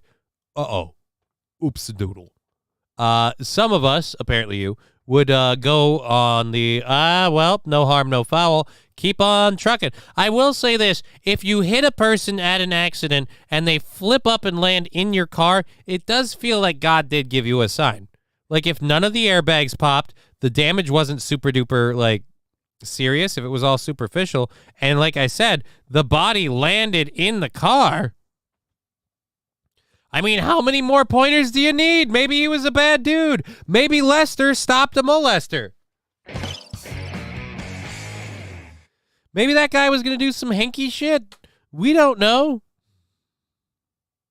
But again, 40 miles with a dead body in the car. I would have trouble after about 5, I think. After about 5 miles with a dead body in the car, I'd worry it's going to start talking to me. And then after about 10, if I know it's dead, I'm worried it's going to start stinking. When do they shit themselves? I've never hung out around a person after they've died. When do they shit themselves? When does that happen? I don't know. Shunt 4000 saying collision. Just kidding, LLC. Collision? What collision? Lavender Bonix saying, what did I walk into? A story about a person in Texas. You know what? It's only 24 seconds in, and I've been talking a lot. I need to rest my throat a minute. I might smoke some of that weed from that hype train bong that we never got a hype train, so we never rolled on bong. So let's get into that and let this lady again refresh Lavender Bones on what's happening. You said an accident. You meant a collision. Oh yeah, if I was in a collision or an accident, I guess accident. I don't know. I would consider it an accident. I didn't mean to do it. They say the driver, Nestor Luan Flores, was in Dallas on the westbound I-30 service road at Cockrell Hill. That is where police say he hit a pedestrian. The crash there was so severe, police say that pedestrian was thrown into his car. And then, according to police, Luan Flores drove all the way to the Tarrant County City of White settlement with the dead body in the passenger seat the entire time. WFAA's Matt Houston reports tonight. Yeah, this is the I-30 service road at Cockrell Hill. This kind of thing does not happen in the White settlement. White settlement's a good settlement. But accident is saying no one is responsible or assuming. I'm never responsible. Do I look responsible to you? If you came to me for responsibility, baby, somebody sold you a bill of goods. The intersection where authorities now believe this crash happened. Tonight, investigators are trying to determine where Nestor Lujan Flores was coming from. If a bartender or waiter overserved him, they too could face criminal penalties. So he's drunk? The impact was so violent, police say some of the victim's clothes came off. The car's windshield caved in, and part of the victim's body landed in the passenger seat. Still, authorities... Part of? Was the victim's body entirely in one piece? I mean, holy Jesus. The victim? Oh. The part that weirds me out is that, all right, it happened. I don't care how drunk you are. It happened. You kept driving. That guy wasn't going anywhere. He was in it for the long haul. They say Nestor Lujan Flores continued driving on 30 from Dallas to White Settlement. Very unfortunate that he did not realize that this was a human being to stop, render aid, call for help. Lujan Flores stopped. Yeah, while the guy was, laying through his windshield in the passenger side of his car. Like, again, no offense, man. How many signs do you need that this was something to stop and maybe assess? If anything shatters my windshield and lands in my passenger seat, Jesus, I can't speak now. If anything shatters my windshield and lands in my passenger seat, I am not continuing down the road. I'm not. I had a heart attack when a friend of mine didn't latch my hood and it came loose on me. And it didn't come up, but it came loose. It fucking lost my shit. But you're telling me that something shatters part of your windshield, pushes that in to the point where it can land in the passenger. What is that? What is that? A telephone pole? Fuck it. What is that? Somebody's dog? I don't know. I'll figure it out when I get home. Probably for the best. Like, again, no. I don't, there's no defense of this. Like, it's a shame he didn't realize. Didn't realize what? That person ain't going to realize anything at that point. At this Jack in the Box around 8 o'clock, police say. 3 hours later, someone there called 911 about a driver slumped over the steering wheel of a mangled car. It was obvious when we made contact with the suspect, he had no idea where he was at, and certainly, again, thinks that there's a deer in his vehicle, when in reality, it's a human being. White Settlement police say Lujan Flores... Wait a minute, so he thought he hit a deer? And he didn't check? Flores was previously arrested by Plano police for DWI. They acknowledged this case resembles one of Fort Worth's most notorious crimes. In 2001, an impaired Shantae Mallard hit Gregory Biggs with her car and left him stuck in the windshield, occasionally checking on Biggs in the garage, but never calling for help. These are avoidable. That's a special kind of fucked up. He was stuck in your windshield. You kept checking on him. But never, we're just waiting for him to die.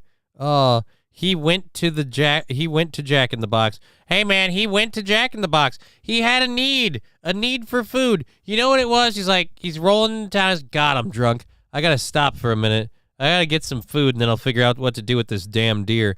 And he stopped at Jack in the Box, and he had every intention of going in until he passed out. Avoidable. People do not need to get behind the wheel. We talk about it all the time. White Settlement PD says it'll have more officers looking for drunk drivers this month. Most law enforcement agencies boost such patrols around the holidays. In Tarrant County, I'm Matt Houston. Again,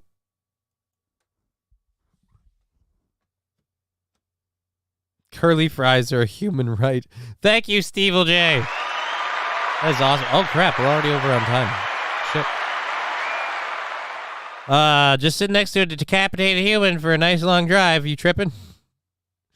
All right. So, look, I'm going to have the full box special, and I want a Little Jack's for, do you want a soda? I got him food. I didn't know he was dead. That poor dude. So that poor dude, again, minding their own business, gets plowed by a drunk driver, the person, seriously, why are people allowed to be roaming around free after they do that? You can't let them have that. But at least like we said, he only hit the one person. After that was completely smooth sailing. After that, other than the one guy, Grandpa got run over by somebody driving to a Jack in the Box on Christmas Eve. You can say there's no such thing as French fries, but as for my dead grandpa, he believes, oh, no, it was bad, and I feel bad for it. I couldn't stop myself. I was trying to, but it just had to get out. Look, sometimes a jumbo jack just helps you think. You know what's weird? I want a Jack in the Box, like in my area now. I want to go to I want to know what was so great that you had to go, human, deer, whatever it was alive. I'm just going to go get, fuck you, I'm eating. Carl's Jr.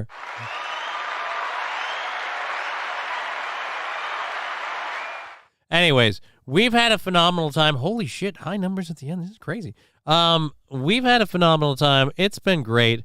Thank you for coming back with us to the program. Amazing time that we've had, and we're so happy that you guys have been enjoying yourselves.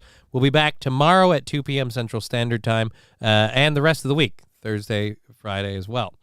Monday, fuck, I feel like it's Sunday. Wednesday, tomorrow morning, I'm going to be on the Steel Toe Morning Show on YouTube and Rumble, so you can catch me there. Otherwise, we'll be back tomorrow afternoon to hang out with you guys for another 3.5 hour program. Thank you for being part of the show. Chick-fil-A didn't do it. Chick-fil-A was closed. It was a Sunday. Couldn't go to Chick-fil-A. All right. Well, we've been Johnny. You've been an audience. It's been super duper fun.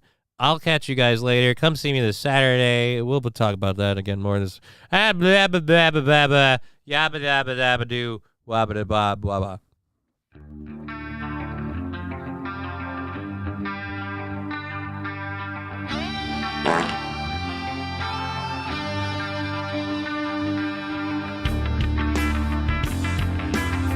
Game over.